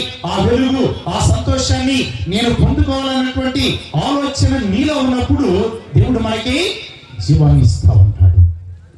కీర్తనకారుడయ్యా, నీ సన్నిధి ఎంతో ఉన్నతమైనటువంటిది, మేలుకరమైనటువంటిది, ఆశీర్వాదకరమైనటువంటిది, ప్రశాంతమైనటువంటిది, అక్కడికి వచ్చి నేను ప్రార్థన చేసుకుని నిన్ను నేను మొరపెట్టుకోవాలని నా హృదయ ఉత్సాహంతో ఉగుళ్ళూరిపోవచ్చున్నదని సెలవిస్తున్నాడు. Praise the lord, praise the lord, praise the lord, praise the Lord.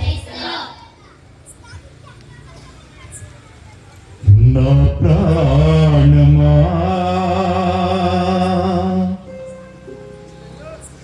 నా జీవమా నిన్ను నేను ధ్యానింతును.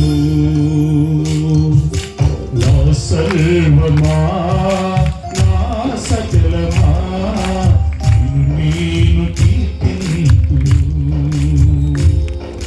నా ప్రాణమా నా జీవమా నిన్ను నేను ధ్యానింతును. నా సర్వమా నా సకలమా నిన్ను నేను ధ్యానింతును. నీ సన్నిధిలో జీవించగా నా ఆత్మ ఆశించుచున్నది. నీ సన్నిధిలో జీవించగా నా ఆత్మ ఆశించుచున్నది. నా ప్రాణమా నా జీవమా నేను ధ్యానింతును. నా సర్వమా నా సకలమా నేను కీర్తింతును.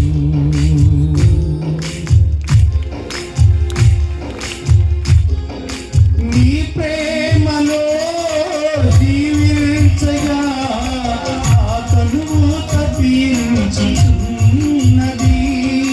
నీ ప్రేమలో జీవించగా తనువు తప్పించుచున్నది.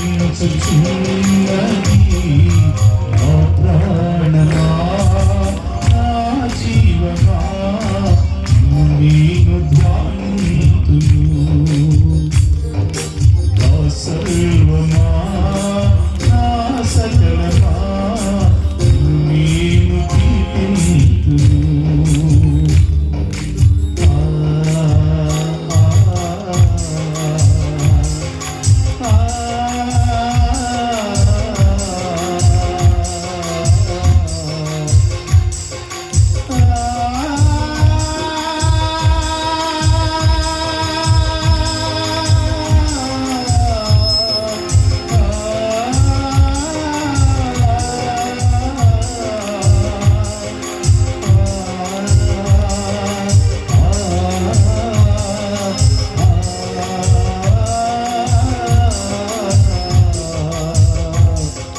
నా ప్రాణమా నా జీవమా నేను ధ్యానింతును. నా సర్వమా నా సకలమా నేను కీర్తింతును. నా ప్రాణమా నా జీవమా నిన్ను నేను ధ్యానింతును. నిన్ను నేను కీర్తింతును. Praise the Lord. Praise the Lord. Praise the Lord. భక్తుని హృదయం ఎక్కడికి వెళ్ళాలని ఆశపడుతున్నామా? అందరు చెప్పాలి. ఎక్కడికి? ఇంకా గట్టిగా. మరి మీరు ఎంతమంది ఉత్సాహంగా ఉన్నారు? ప్రతిరోజు కోటాల సమయంలో మనం చాలా మంది కనపడతాం. తర్వాత ఈ పాస్కా పండుగ అయిపోయిన తర్వాత ఆదివారం గుళ్ళోకి వెళ్తే ఏమైపోతున్నాం మనందరం? ఏమ్మా ఏమైపోతున్నాం? మనం ఆలోచించుకోవాల్సినటువంటి అంశం ఇది. నీలో ఆత్మీయమైనటువంటి జీవం ఉండాలంటే ఈ 40 రోజులు ప్రార్థన మాత్రమే కాదు దేవుడు కోరుకునేది. ఈ ప్రార్థన ద్వారా నీ శేష జీవితం బలపడాలి. నీ శేష జీవితంలో ఆధ్యాత్మికమైనటువంటి ఔన్నత్యాన్ని పొందుకొని అనుక్షణము అనుదినము నువ్వు దేవుని స్తుతించే బిడ్డగా మారాలి, దేవుని వాక్కుకు సాక్షిగా ఉండే బిడ్డగా మారాలి. అందుకనే దేవుడు నిన్ను ఈ సమయంలో, ఇది ఆశీర్వాదకరమైనటువంటి సమయం, ఇది అనుకూలమైనటువంటి సమయం, ఇది రక్షణ దినం, నా దగ్గరకు రమ్మని ఆయన పిలవటానికి ప్రధానమైనటువంటి కారణం ఇది. మరి మన తర్వాత ఆదివారం ఎందుకు గుడికి రావటంలా? కారణం ఏంటమ్మా? ఏం జరుగుతుంది? ఎందుకని రావటంలా? మనం నీలో నిజంగా దైవ సన్నిధికి వెళ్ళాలని ఉత్సాహం ఉంటే ప్రతిరోజు మన గుడి ఉంటామన్నది, ఈ గుడి తీసుకొని మీరు జపమాల చెప్పొచ్చు, ప్రార్థన చేయొచ్చు. పనికి వెళ్ళేటప్పుడు మీరు దేవుని అడిగి, అయ్యా ఇదిగో నేను ప్రయాణం చేస్తా ఉన్నా, పనికి వెళ్తా ఉన్నా, నాకు నువ్వు తోడుగా ఉండమని నువ్వు దేవుని అడిగితే మన ప్రయాణంలో ఆయన తోడుగా ఉంటాడు. ప్రయాణాల్లో మనకి తన కావలి దూతల సంరక్షణని ఆయన అనుగ్రహిస్తాడు. మనం పనికి వెళ్తా ఉన్నాం, ఫలింపు చేస్తూ ఉంటాడు. మరి మనం ఎప్పుడన్నా ఇక్కడ గుడి ఉన్నది కదా, మీరు ఇటు వెళ్తా దేవుని బిడ్డలో ఇక్కడ ఆగి ఒక నిమిషం దేవునికి దండం పెట్టుకొని చిన్న ప్రార్థన చేసుకుని వెళ్ళేవాళ్ళు ఎంతమంది? ఈ ఊరు గణపురం వాళ్ళు ఒకసారి చేతులు ఎత్తండి. గణపురం అంటే ఎవరు లేరు ఇక్కడ? గణపురం వాళ్ళు గుడికి రాలేదమ్మా? వచ్చారు లేదా? చేతులు ఎత్తని కనపడాడు నాకు ఎవరు? సంతోషం.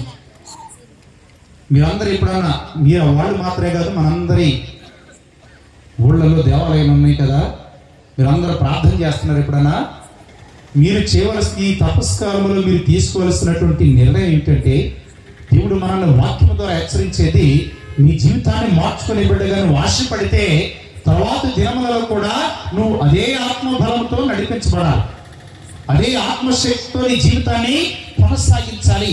నువ్వు పాస్కా పండుగ అయిపోయిన తర్వాత ఏం చేయాలమ్మా? మన క్రైస్తవులు చాలా మంది 3 సార్లు గుడికి వచ్చే క్రైస్తవులు ఉంటా ఉన్నారు. ఎప్పుడెప్పుడమ్మా? ఎప్పుడు చెప్పండి? క్రిస్మస్ పండుగకు వస్తారు, చాలా మంది వస్తారు ఆ రోజున గుడికి. మనకు ఎప్పుడు కనిపించిన మొఖాలు కూడా ఏం చేస్తాయి? ఆ రోజు చాలా క్రొత్త మొఖాలు కనిపిస్తాయి. ఈ ఊర్లోనే ఉంటాం కానీ ముఖం ఎప్పుడు మనకి గుడిలో కనిపించదు. ఎప్పుడు కనిపించదమ్మా? క్రిస్మస్ పండుగ రోజు ఒక రోజు కనిపిస్తారు. తర్వాత 25 కొద్ది మంది తగ్గిపోతుంటారు. ఎందుకని? క్రిస్మస్కి వచ్చినట్టు ఇంతమంది మళ్ళా, నిజమైన స్వామి నేను చెప్పేది, క్రిస్మస్కి వచ్చినంత మంది జనవరి పండుగ తగ్గిపోతుంటారు. మళ్ళీ పాస్కా పండుగ వచ్చేసరికి ఇంకొద్ది మంది తగ్గిపోతూ ఉంటారు. ఇక ఆ పాస్కా పండుగ అయిపోయిన తర్వాత ఉపదేశ మాస్టర్ గారు గురువులు పిలుచుకోవాలి. ఈ గుడి గంటలు కొట్టి మైక్లో, అమ్మ ప్రార్థన మొదలేస్తా ఉన్నాం, పూజ ఆరంభిస్తూ ఉన్నాం, మీరు రండి రండి రండి రండి అని పిలుస్తూ ఉన్నారు. ఆ వచ్చేవాళ్ళే వస్తారు తప్ప మిగిలినోడికి దేవుని స్వరం వినపడుతుంది కదమ్మా? దేవుని మాట వినపడిద్దా? వినపడట్లా. మన జీవితాలు బాగుపడకపోవటానికి ప్రధానమైనటువంటి కారణం దేవుని స్వరాన్ని మనం వినట్లేదు, దేవుని వాక్యాన్ని మనం వినట్లా. అందుకనే ప్రకటనల గ్రంథం 3వ అధ్యాయం 20వ వాక్యములో ప్రభు చెప్తా ఉన్నాడు. ఒకసారి చదవండమ్మా. ప్రకటనల గ్రంథం, దర్శన గ్రంథం 3వ అధ్యాయం 20వ వచనం. వినుము, నేను ద్వారం వద్ద నిలిచి తలుపు తట్టుచున్నాను. ఎవరైనను నా స్వరమును విని తలుపు తెరచిన నేను లోనికి వత్తును, నేను అతనితో భుజింతును, అతడును నాతో భుజిస్తాడు. Praise the lord. ప్రభుతో భోజనం చేయాలని ఎంతమంది ఆశపడుతున్నారమ్మా? నేను యేసుక్రీస్తుతో భోజనం చేయాలి అన్న ఆశ ఉంది. ఎంతమందికి ఉంది? ఏంటి అసలు దేనికి మీరు స్పందన లేదు? స్పందన లేదు అసలు. యేసుక్రీస్తుతో భోజనం చేయాలని ఎంతమంది ఆశపడుతున్నారమ్మా? యేసుక్రీస్తు నిజంగా మన దగ్గరికి వచ్చి ఇక్కడికి, అమ్మా నేను మీ ఇంటికి వస్తాను భోజనానికి, నేను మీ ఇంటికి వస్తాను భోజనానికి అని చెప్తే ఎంతమంది ప్రభువా మా ఇంటికి రమ్మని పిలిచేవాళ్ళు? చేతులు ఎత్తను ఒకసారి. ప్రభువా మా ఇంటికి భోజనానికి రమ్మని పిలిచేవాళ్ళు ప్రభుని ఎంతమంది ఉన్నారు?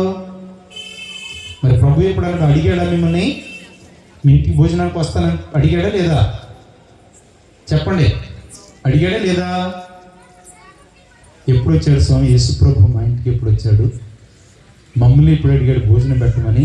అంత భాగ్యం ఉంటే అసలు ఇంక లేనిదే ఉంది, మా జీవితాన్ని పూర్తిగా మార్చేసుకుంటామని మీరందరూ అనుకుంటున్నారు. కానీ ప్రభు ప్రతిరోజు వస్తున్నారు. ప్రతిరోజు ఆయన నీ ఇంటి తలుపులు తడుచు ఉన్నాడు. ప్రతిరోజు ఏం చేస్తున్నాడమ్మా ప్రభు? తట్టాడా ప్రభు? మన ఇంటి తలుపులు తట్టాడా లేదా? చెప్పండి. మన ఇంటి తలుపులు తట్టాడా లేదా? వాక్యం చదవం ఒకసారి. వినుము, నేను ద్వారం వద్ద నిలబడి తలుపు తట్టుచున్నాను. ఎక్కడమ్మా? ప్రభు తలుపు తట్టుచున్నాడా లేదా? ఎవరు తలుపులు తట్టేది? ఎవరు తలుపులమ్మా? ఏమి తలుపులు అవి?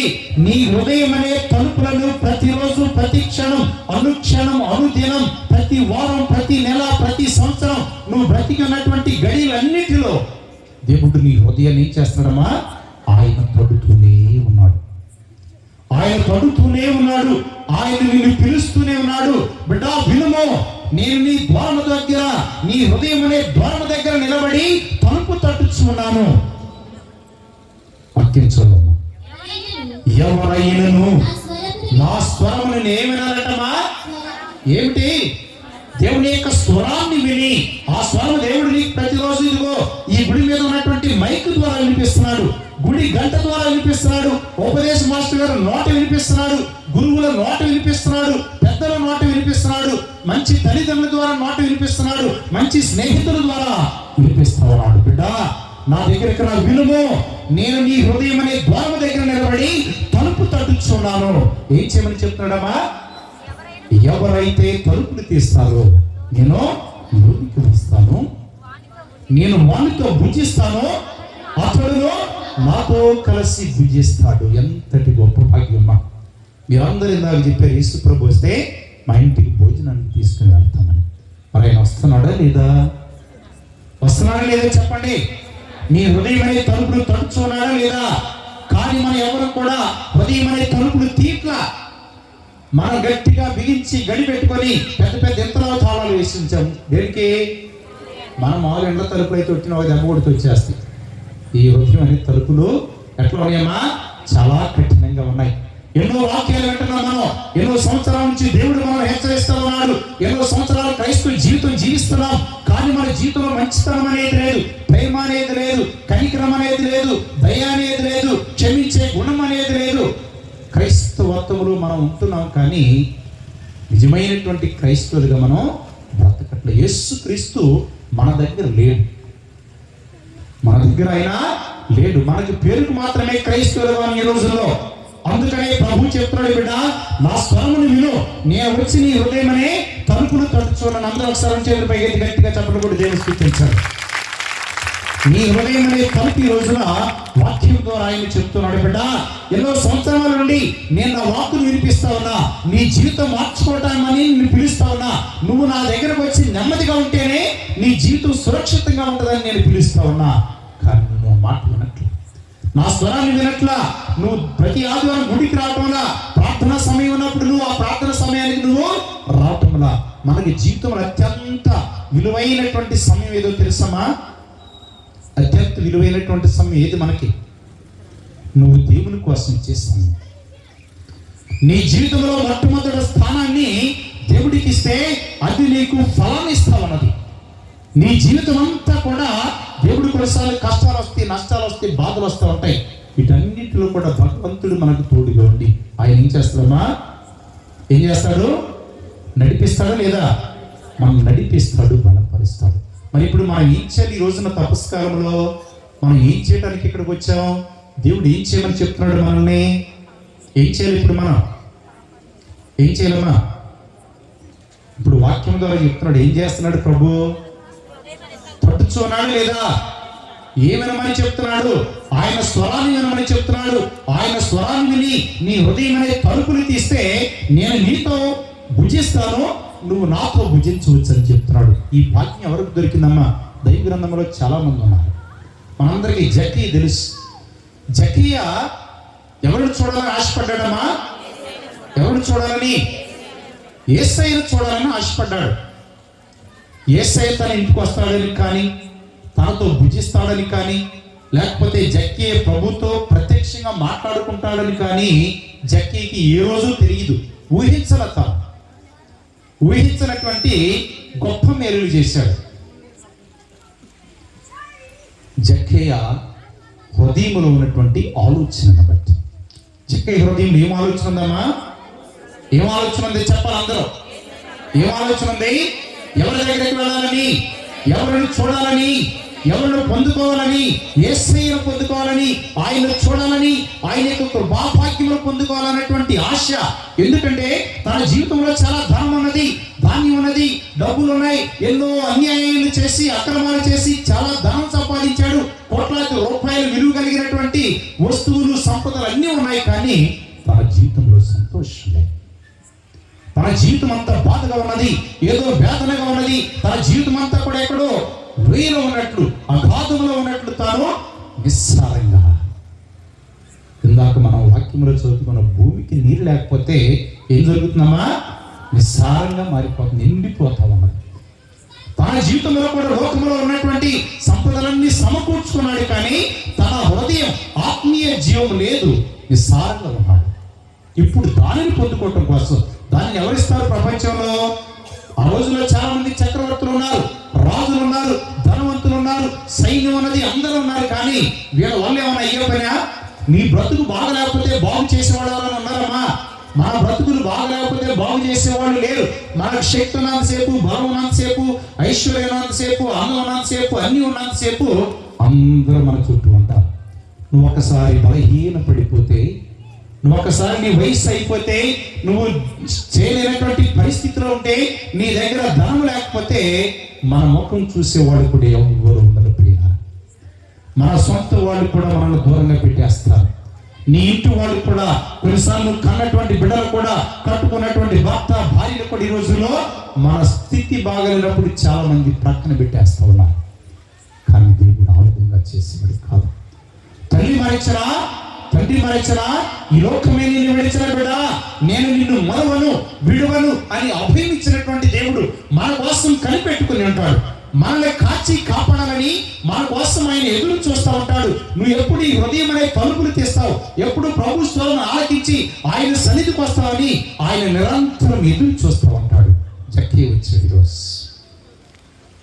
జక్కయ్య వచ్చాడు. ఎక్కడికి వచ్చాడమ్మా? యేసును చూడాలనేటువంటి ఆశతో వచ్చాడు, కానీ అవకాశం లేదు. కారణం ఏమిటంటే జనులు క్రీస్తున్నారు కాబట్టి అవకాశం లేదు. కాబట్టి తన ఆశను విరమించుకుని వెనక్కి వెళ్ళిపోయాడా? చూడాలన్నట్టు అటు ఆశను విరమించుకున్నాడా? లేదు. తాను ఆత్మ బలాన్ని పొందుకోవాలన్నటువంటి సంకల్పం తనలో ఉండాలి. అందుకని జనులందరూ క్రీస్తున్నా సరే తాను మాత్రం గబగబా పరిగెత్తుకుని వెళ్ళి అల్లంత దూరంగా ఉన్నటువంటి మేడి చెట్టు ఎక్కుతా ఉన్నాడు. మేడి చెట్టు ఎక్కి ఏం చేస్తున్నాడు? ఏం చేస్తున్నాడు చెప్పాలి మీరు? ఏం చేస్తున్నాడు? యేసయ్యను చూడాలని ఆశపడుతూ ఉన్నాడు. ఇందాక మన వాక్యంలో చదువుకునే ఇర్మీయా గ్రంథంలో హృదయాంతరంగంలో నువ్వు ఎరిగినటువంటి వాడు దేవుడు. నీ హృదయంలో ఏమున్నదో నీ ప్రక్కవాడికి తెలుసమ్మా? ఎవరికన్నా కనీసం మీ భర్తల హృదయం ఏమో భార్యకి తెలుసా? తెలియదా? ఎవరికి తెలియదు. అయ్యా భార్యల హృదయాలు ఏదో భర్తలకి ఏమన్నా తెలుసా? ఎవరికైనా తెలుసా? ఎవరికి తెలియదు. మనం ప్రక్కన ఏముంటా ఉన్నాం, ఒకే ఇంట్లో ఉంటా ఉన్నాం, భుజిస్తా ఉన్నాం, కానీ ఎవరి హృదయంలో ఏమున్నదో ఎవరికి తెలియదు. ఒక దేవుడికి తప్ప హృదయాంతరంగంలో ఎరిగినటువంటి వాడు దేవుడికి. కాబట్టి జక్కయ్య హృదయంలో దేవుడిని చూడాలనేటువంటి ఆశ, ప్రభువును పొందుకోవాలనేటువంటి చిన్న ఆశ ఉన్నది. కాబట్టి ప్రభువే తన హృదయాన్ని గుర్తించి ఆ మేడి చెట్టు దగ్గరికి వెళ్ళిన తర్వాత జక్కయ్య నువ్వు దిగి రమ్మని చెప్తా ఉన్నాడు. చాలా ఆశ్చర్యం కలిగింది, చాలా సంతోషం కలిగింది, ఎనలేని ఆనందం కలిగింది జక్కయ్యకి. కారణం ఏంటంటే అతన్ని పేరు పెట్టి అంతాప్యాయంగా పిలిచినటువంటి వాడు బహుశా ఎవరు ఉండకపోవచ్చు. అది ప్రభు ఆయన గురించి ఆ మాట ఈ మాట విన్నాడు. అతడు మహానుభావుడని, గొప్ప గొప్ప కార్యాలు చేస్తున్నాడని, అద్భుతాలు చేస్తున్నాడని, అనేక మంది తన వెంట వెళుతూ ఉన్నాడని విన్నాడు. ఈరోజు చూడాలనుకున్నాడు. మరి తన హృదయాంతరంగంలో ఉన్నటువంటి ఆశను గ్రహించినటువంటి ప్రభువే తనని పిలుస్తా ఉన్నాడు. ఏమని పిలిచాడమ్మా? జక్కయ్య నువ్వు దిగిరా. ఏమని చెప్తా ఉన్నాడు? నేను నీ ఇంటికి వస్తానని చెప్తున్నాడు. నాకు ప్రకటన గ్రంథంలో మనం చదివాం, నా స్వరాన్ని వింటే నేను నీ ఇంటికి వస్తానని చెప్తా ఉన్నాడు. జక్కయ్య ప్రభు స్వరాన్ని వినడానికి ఇష్టపడతా ఉన్నాడు. అందుకని కష్టమైనా సరే వెళ్ళి మేడి చెట్టు ఎక్కి కూర్చున్నాడు. మరి మనకి కూడా కష్టం ఉంటుంది ఏమా? గుడికి వచ్చే సమయానికి నువ్వు ఎక్కడికో పని ఉంటుంది. అప్పుడు బట్టలు ఉతకడం కాదు, అప్పుడు పని చేయటం కాదు, అప్పుడు నీరు తీసుకురావటం కాదు. మనం అప్పుడు వంటలు చేస్తూ ఉంటాం. సాములు ఫాదర్ గారు వస్తూ ఉంటారు, ఉపదేశాలు వస్తూ ఉంటారు, వెళ్ళిపోతూ ఉంటారు. ఈ పుణ్యకాలం కాస్త గడిచిపోయింది. కొంతమంది ప్రార్థనా ప్రసంగం నుంచి, కొంతమంది సత్సంగం అయిపోయిన తర్వాత కూడా వస్తారు. ఆత్మీయ భోజ్యం కూడా వాళ్ళకి దొరకదు. నీతో ఉండటానికే ప్రభు వస్తా ఉన్నాడు, కానీ దాన్ని మనం ఏం చేస్తున్నామా, పోగొట్టుకుంటా ఉన్నాం. అవరోధాలు మనకి ఎన్నో ఉంటాయి. గుడికి రావాలంటే నీకు పర్వాలేదు, ఈ రోజు వెళ్ళకపోతే పర్లేదులే, ఈ ఆదివారం వెళ్ళకపోతే పర్లేదులే, తపస్కారంలో మనం 40 రోజులు వెళ్ళాం, కూటానికి వెళ్ళాం, ప్రార్థనకి వెళ్ళాం కదా, మిగిలిన రోజులు వెళ్ళకపోతే పర్వాలేదులని మనం భ్రమలో బ్రతుకుతుంటాం. నువ్వు ప్రతిరోజు వెళితే నీకు రక్షణ. ఒకసారి మారితే జకీ జీవితం ఎంత గొప్పగా ఉన్నదో మనందరికీ తెలుసు. జకీ మరి ప్రభుని ఇంటికి తీసుకుని వెళ్ళాడు, చక్కటి భోజనం తయారు చేసి పెట్టాడు, అంత హాయిగా ఆనందంగా సాగిపోయింది. జకీకి ఏమిచ్చాడమ్మా ప్రభు? ఏమిచ్చాడమ్మా? ఎందుకని ఇచ్చాడు రక్షణ? భోజనం పెట్టాడనా? చెప్పాలి. ఎందుకని రక్షణ ఇచ్చింది జకీకి? 8వ వాక్యం చదవండి, లూకా శుభవార్త 19వ అధ్యాయం. జకయ్య నిలువబడి యేసుతో, ప్రభు, నేను నా ఆస్తిలో సగము పేదలకు దానం చేయుదును, నేను ఎవరికైనాను అన్యాయం చేసినచో ఎన్ని రెట్లు ఇస్తానని చెప్తున్నాడు. ఇప్పుడు అయ్యా, నేను ఏదైనా మోసం చేస్తే, ₹1 మోసం చేస్తే, ₹1 నేను అబద్ధలాడి తీసుకుంటే, ఆ ₹1 నేను ఇప్పుడు తిరిగి ₹4 ఇచ్చేస్తాను. ఈ ధనం వల్ల నాకేమీ ప్రయోజనం లేదని చెప్తా ఉన్నాడు. దీనివల్లే నా జీవితం అంతా కూడా గందరగోళంగా, ఆందోళనగా, అపాయకరంగా మారిపోయింది. ప్రభువా, నాకు ఇప్పుడు ఈ ధనం ఏవద్దు, నేను ₹1 మోసం చేస్తే నేను తిరిగి ₹4 ఇచ్చేస్తానంటున్నాడు. అదిగో అప్పుడు ఆయన ఏం తెరిచాడమ్మా? ఆ మాటలు చెప్పినప్పుడు జకీ ఏం తెరిచాడు? తన హృదయ ద్వారాలను తెరిచాడు. ఏం తెరిచాడు? ఈరోజు ప్రభు చెప్పేది అదే. నీ హృదయ ద్వారములను తెరవమంటే ఆ హృదయంలో ఉన్నటువంటి దోషములన్నిటిని కూడా తొలగించుకొని ప్రభు నీ హృదయంలోకి ఆహ్వానించుకోవటం. జకీ తన హృదయ ద్వారములను విప్పి, తన జీవిత పుస్తకాన్ని విప్పి ప్రభుతో చెప్పుకుంటున్నాడు. తన దోషములు ఏమిటో చెప్తా ఉన్నాడు, తన పాపములు ఏమిటో చెప్తా ఉన్నాడు, తన జీవిత పరిస్థితి ఏమిటో చెప్తున్నాడు, తనకి ఏమి కావాలో తాను అడుక్కుంటా ఉన్నాడు. మనం తపస్కాలం మాత్రమే కాదు, ప్రార్థనకు వచ్చిన ప్రతిసారి చేయవలసినటువంటి పని ఇదే. సిద్ధపాటు అంటే ఇదే. నీ హృదయాన్ని పరిశీలించుకొని నువ్వు ఎవరి కోసం తలుపులు తీయాలమ్మా? ఏం తలుపులు తీస్తావు? అందరూ చెప్పాలి. నీ హృదయం అనే తలుపులు ఎంతమంది తీయడానికి సిద్ధంగా ఉన్నారు? ఎంతమంది? Praise the lord, praise the lord, praise the lord, praise the Lord. జకీ తన హృదయాన్ని విప్పి ప్రభుతో మాట్లాడుకున్నప్పుడు అదిగో అప్పుడు ప్రభు చెప్తున్నారు ఏమని? నేడే నీ ఇంటికి రక్షణ వచ్చింది. కానీ praise the lord, praise the lord, praise the lord. ప్రభు ఏం చెప్తున్నాడమ్మా? ప్రియమైనటువంటి బిడ్డ, ఇందాక మొట్టమొదటి వాక్యం మనం చదువుకున్న యెషయా గ్రంథంలో, ఇప్పుడైనా సరే మీరు నా యొద్దకు తిరిగి వచ్చి నెమ్మదిగా ఉందరని మీ జీవితాలు సురక్షితంగా ఉంటాయి, రక్షించబడతాయి అన్నటువంటి వాక్యం మనం చదువుకుంటాం. ఇప్పుడు మనం నెమ్మది, జకీయ జీవితం ప్రభువును చూడక ముందు అలజడిగా ఉన్నది. నెమ్మదిగా ఉన్నదమ్మా? ఆందోళనగా ఉన్నది, భయంకరంగా మారిపోయింది. కానీ ఇప్పుడు ఏ విధంగా ఉన్నది? ఇప్పుడు ఏ విధంగా ఉన్నది? ప్రభువును కలిసిన తర్వాత, ప్రభుతో మాట్లాడుకున్న తర్వాత ఎలా ఉన్నదమ్మా? నెమ్మదిగా ఉన్నది, ప్రశాంతంగా ఉన్నది, హాయిగా ఉన్నది, ఆత్మీయమైనటువంటి మేలులతో ఆనందంగా సంతృప్తికరంగా ఉన్నాడు. దేవుడు మనం అందుకోసమే పిలుస్తున్నాడు. ఈరోజు దానికోసమే మనల్ని పిలిచేది. ఆ మేలు పొందుకోకపోతే మనం ఇక్కడ కూర్చి కూడా ప్రయోజనం ఉందా? ప్రయోజనం ఉందా లేదా? Praise the lord, praise the lord, praise the lord. మరి ఈ రోజు మరి జకీ చెట్టు దిగి వచ్చాడు. మనం ఏం చేయాలి? చెట్టు దిగి వస్తేనే నీకేం దొరికేది? చెట్టు దిగి వస్తేనే ప్రభు దొరుకుతాడు. మీరు అందరూ చెట్లు ఎక్కారా? అమ్మా, ఎక్కడ కూర్చున్నారు మీరు? ఇప్పుడు చెట్ల మీద కూర్చున్నారా? ఏంటి ఫాదర్ గారు మీ అంత వెలుగులో చక్కగా మీ ముందు అంత కింద కూర్చొని ఉంటే మమ్మల్ని చెట్లు ఎక్కారంటున్నారు అనుకుంటున్నారు. మీరందరూ చెట్లు ఎక్కే కూర్చున్నారు, చెట్ల మీదే ఉన్నారు. ఏం చెట్లు ఎక్కారమ్మా? ఏం చెట్లు ఎక్కారు? పాపం అనే చెట్లు ఎక్కుతున్నాం మనం, కోపం అనే చెట్లు ఎక్కుతా ఉన్నాం, అసూయ అనే చెట్లు ఎక్కుతా ఉన్నాం, ద్వేషాలు అనే చెట్లు ఎక్కుతా ఉన్నాం, పగలనే చెట్లు ఎక్కుతా ఉన్నాం, ప్రతీకారనే చెట్లు ఎక్కి మనం అక్కడే కూర్చొని దిగట్లా. ఒకరితో ఒకరు మాట్లాడుకోవటం వల్ల, క్షమించుకోవటం వల్ల ప్రార్థనా జీవితం లేదు. మనం ఎక్కి ఆ చెట్టు మీద కూర్చున్నాం. ఏ చెట్టు మీద కూర్చున్నామా? ఎవరు ఏ చెట్టు మీద కూర్చున్నారో మీకే తెలియదు. ఈ రోజు ప్రభు చెప్తున్నాడు, నేను ఈ తపస్కాలం ఏం చేయమని చెప్తున్నామా? నువ్వు ఇతరులతో మాట్లాడట్లా.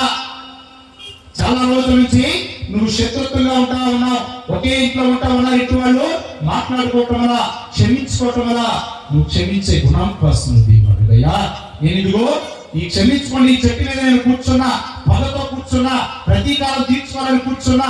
ప్రభువా, ఈ చెట్టు నుండి నేను దిగాలి. నువ్వు ప్రార్థన చేస్తే దేవుడు ఏం చేస్తారమ్మా? ఏం చేస్తాడు? దిగాల వద్దా? మీరు చెట్టు దిగాలనుకుంటున్నారా, చెట్టు మీద ఉండాలనుకుంటున్నారా? చెప్పాలి అందరూ. దిగి ఎక్కడికి రావాలి? ఎక్కడికి రావాలమ్మా? ప్రభు సన్నిధికి రావాలి. నువ్వు దిగితేనే ప్రభుని మనం పొందుకున్న. జక్కి చెట్టు దిగి వచ్చి ఆయన ఏం చేశారమ్మా? ప్రభుని ఇంటికి తీసుకుని వెళ్ళాడు. ఇప్పుడు నువ్వు నీలో ఉన్నటువంటి పాపాన్ని, ఈ శాపాన్ని, ఈ పగని, ఈ కక్షలని, కాపణ్యాన్ని నీ జీవితం నుండి విడిచిపెడితే ఏం జరిగిందమ్మా? ఏం జరిగింది? ప్రభు అప్పుడు నీ ఇంటికి వస్తాడు. మన ఇండ్ల దగ్గర చిన్న చిన్న విషయాలకి గొడవ. ఇప్పుడు యుద్ధాలు, దేశాల యుద్ధాలు ఏంటి? ఆ దేశముడు బాగున్నాడు, ఈ దేశముడు బాగుండకూడదు, నేనే గొప్ప చేయడం, యుద్ధాలు చేసుకుంటారు. అక్కడ దేశాలు విడిపోతే, ఇక్కడ నుంచి మనం ఏదైనా అమెరికా వెళ్ళామనుకోండి, ఇండియా వాళ్ళు ఏదే రాష్ట్రం వాళ్ళు కలిసినా సరే అక్కడ మనతో మాట్లాడుతుంది చక్కగా. మీది ఇండియా, మాది India, hi hi bye bye అంటారు. అక్కడ వాడు ఇండియా రాగానే ఏమంటాడు? నీది ఆ రాష్ట్రం, నాది ఈ రాష్ట్రం అంటాడు. ఈ రాష్ట్రాలు పోయిన తర్వాత జిల్లాలు వస్తాయి, జిల్లాలు పోయిన తర్వాత మన ఊరు వస్తాయి. నువ్వు ఆ ఊరోడివి, నేను ఈ ఊరోడివి. తర్వాత మన గ్రామాలు వస్తాయి. నువ్వు ఆ ఇంటి పేరటోడివి, నేను ఇంటి పేరటోడివి. ఎందుకు వస్తున్నాయి మన గొడవలో? ఏ ఇంటి పేరటోడు అయితే ఏంటి, ఏ మనుషులు అయితే ఏంటి, దేవుడు కోరుకునేది ఏమిటి? అందరూ సంతోషంగా ఉండాలని కోరుకుంటున్నారు. మా పిల్లలు మీరు ఏం చేస్తున్నారు? ఒక నిమిషం కూర్చోండి, అయిన తర్వాత ఇద్దరుగా చివరిలో ఒక నిమిషం ఇద్దరుగా ఎక్కడో అక్కడ కూర్చోండమ్మా. ఒత్తిడి ఇచ్చే వాళ్ళందరూ కూర్చోండి 2 నిమిషాలు.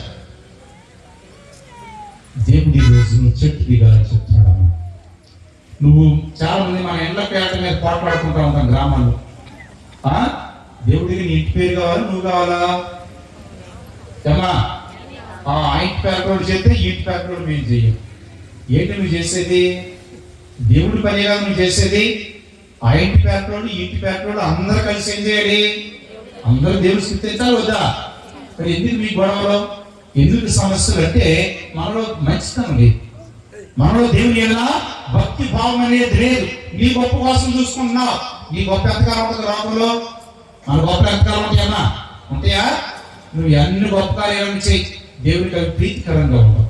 నువ్వు తోటి నరుని ప్రేమించినప్పుడు, తోటి నరుని క్షమించినప్పుడే దేవుడికి ప్రీతికరంగా ఉంటాడు తప్ప నువ్వేదో నా పేరు గొప్పగా ఉండాలి, నా ఇంటి పేరు గొప్పగా ఉండాలి, నా ఊరి పేరు గొప్పగా ఉండాలి, నువ్వు ఊరు కోసం, ఇంటి పేరు కోసం చేస్తే అవి ఉంటాయా? దేవుడి మెచ్చే కార్యాలు అవి మెచ్చే కార్యాలు కాదు సుమా. మనందరం కూడా విశాలమైనటువంటి బిడ్డలందరూ కూడా ఒక కుటుంబం. ఏ ఊరైనా, ఏంటి పేరైనా, ఎక్కడ పుట్టినా, ఎక్కడ పెరిగినా మీరు అందరూ కూడా ఇక్కడికి వచ్చి పెళ్లి చేసుకున్నారు, ఇక్కడికి వచ్చి సంతోషంగా ప్రతి ఒక్క కుటుంబంగా దేవుడు స్తుతిస్తున్నాం. కాబట్టి దేవుడు కోరుకునేది ఈ ప్రపంచం అంతా కూడా ఒక కుటుంబంగా ఉంది, దేవుడు స్తుతించాలని దేవుని ఆశ. ప్రపంచంలో ఉన్నటువంటి మనుషులందరూ కూడా రక్షణ పొందుకోవాలనేది దేవుని ఆశ. కానీ మనుషులు ఏం చేస్తున్నారా ఈ రోజుల్లో?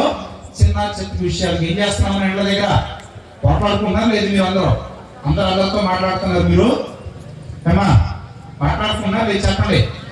అందరితో మాట్లాడుతున్నారా? మాట్లాడట్లేదు. మరి చెట్టు ఎక్కావా, దిగావా? ఎక్కడున్నావు? చెట్టు మీద ఉన్నావు, దిగావా? చెప్పాలి. చెట్టు మీద ఉంటే నిన్ను అందరూ విడిచిపెట్టి వెళ్ళిపోతారు. నువ్వు చెట్టు మీద ఉంటే ఏం చేస్తారమ్మా? చెట్టు మీద ఉంటే ఎవరు తెచ్చరు, నువ్వే దిగాలి. నువ్వు ఈ వాక్యాలు విన్న తర్వాత, ప్రార్థన చేసుకున్న తర్వాత చెట్టు మీద నుంచి ఏం చేయాలి? నువ్వు దిగాలయ్యా. మనందరం కూడా సంఘం అంతా కలిసి పనిచేద్దాం, మనందరం ఒక కుటుంబంగా జీవిద్దాం, మనందరం కలిసి దేవుని స్తుతిద్దాం. అందరూ కలిసి దేవుని స్తుతిస్తే అది మనకు ఆశీర్వదకరంగా ఉంటుంది. నేనే గొప్ప, మా ఇంట్లో ఇచ్చేస్తారు, మా ఊరు ఇచ్చేస్తారు, నా బొమ్మ కనపడాలి, నా బొమ్మ కనపడాలి, నా పేరు కనపడాలి. ఎంతకాలం ఉంటాయి మన పేర్లు? ఏమా మనకి ఈ లోకంలో మెప్పులు అసలు అవసరం లేదు. మనం ఎవరు పట్టించుకోవాల్సిన మన మెప్పుల కోసం లేకపోతే కప్పుల కోసం మనం ఏమి చేయకూడదు. ఏం చేయాలి? వీళ్ళ ఆశీర్వాదం కోసం మనం చేయాలి. మనం చేసినట్టు మెప్పుల కోసం కప్పుల కోసం చేస్తున్నాం. ప్రపంచంలో ఆ కప్పు రాకపోతే ఏంటి అమ్మా? కప్పులు కూడా చూస్తారా? ఆ కప్పు వచ్చినా తీసుకుని ఎక్కడో పెడతాం, అది బూజు పెట్టుకుంటుంది. మెప్పులు మన ముందు మెచ్చుకుంటారు, వెనకాల ఏం చేస్తారు అమ్మా? వెనకాల ఏం చేస్తారు? ఓ నీ ముందు మాట్లాడతా ఉబ్బిపోతాం మనం. నీ ఎంత చేయాలంటే మనం ఏం చేస్తాము? ఉబ్బి తబ్బిపోయి ఏమైపోతాం తెలియదు మనకు. ఈ కప్పులు మెప్పులు మనకు అవసరం లేదమ్మా. దేవుడు చూసేది ఏంటంటే మన హృదయాన్ని చూస్తారు. అందుకని యెషయా గ్రంథం 66వ అధ్యాయం 2వ వచనంలో చెప్తున్నాడు దేవుడు. ఒకసారి చదువు అమ్మా. భూమి ఆకాశములను నేనే చేసి తిని, ఇవి ఎలా నావే, ఇవి ఎలా నావే, ఇవి ప్రభు పలుకులు. ఇవి ప్రభు పలుకులు. Praise the Lord. అందరం చేతులు పైకి గట్టిగా చప్పట్లు కొట్టి దేవుని స్తుతిద్దాం. ఆకాశం నా సింహాసనం, భూమి నా పాదపీఠం. నువ్వు నాకేమి ఇస్తావు? నువ్వు నాకేమి ఇచ్చినా సరే నేను సంతృప్తి చెందను. దేవుడు ఏం కోరుకుంటున్నాడు? తర్వాత ఏం కోరుకుంటున్నాడు? వినయాన్వితుడును పశ్చాత్తాప మనస్కుడై నా వాక్కులకు భయపడే నరుని నేను ప్రీతితో చూస్తాను. Praise the lord. Praise the Lord. అందరం చేతులు పైకి గట్టిగా చప్పట్లు కొట్టి దేవుని స్తుతించండి. దేవుడు ఏం అడుగుతున్నాడు మనల్ని? ఆకాశం నా సింహాసనం, భూమి నాకు పాదపీఠం. నువ్వు నాకు ఏమిస్తావు?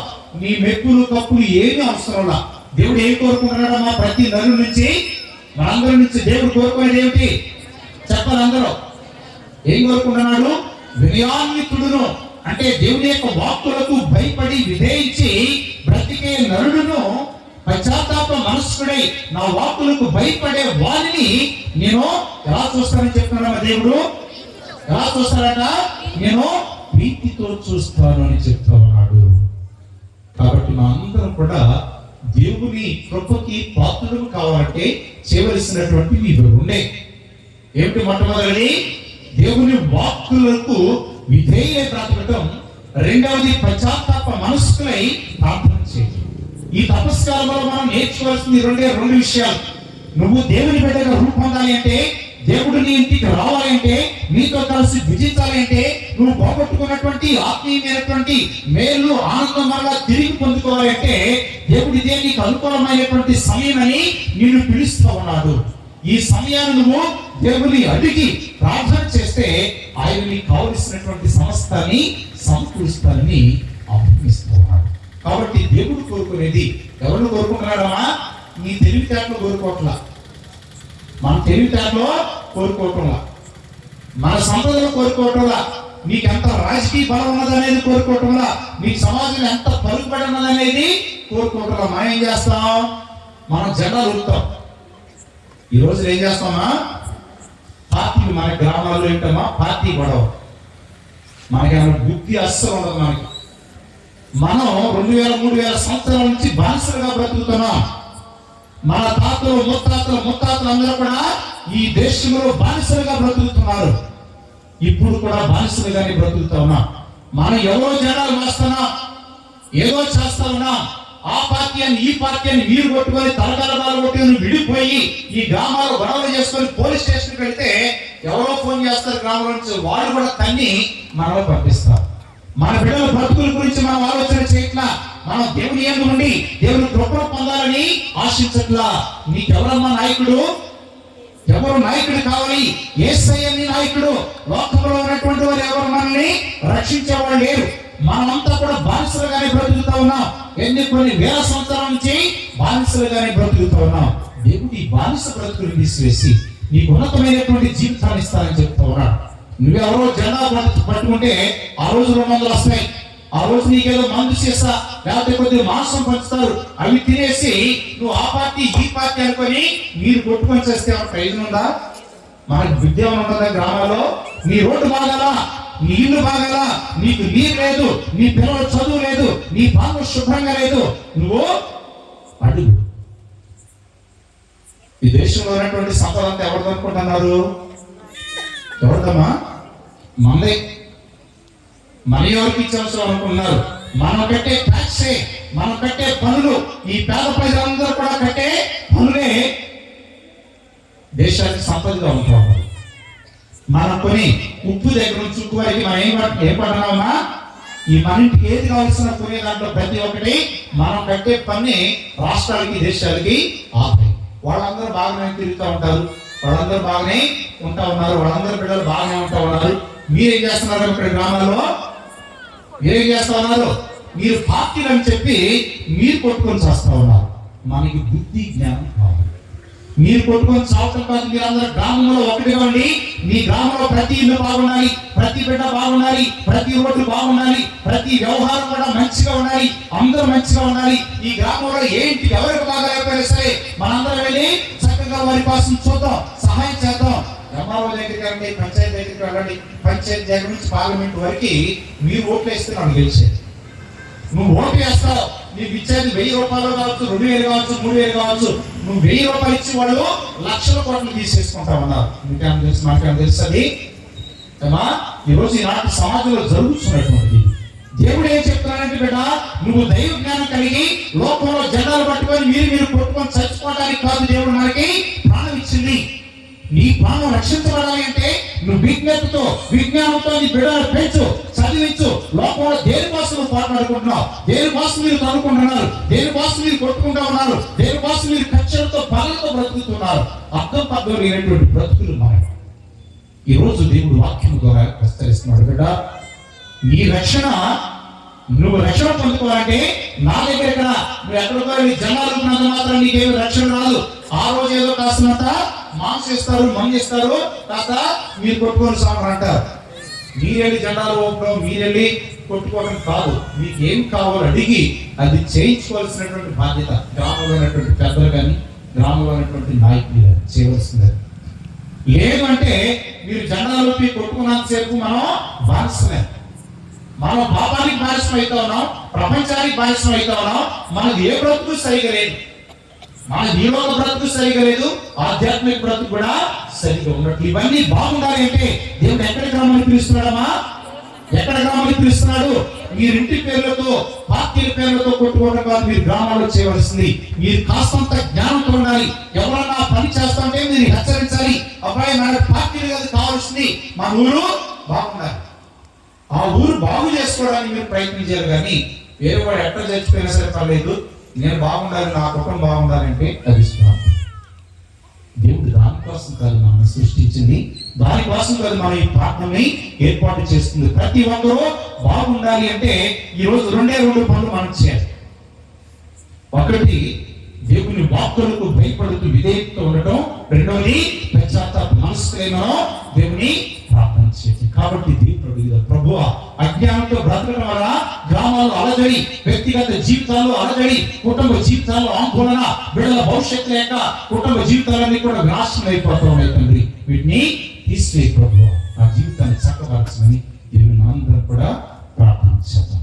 పితా పుత్ర పవిత్రాత్మ నామమున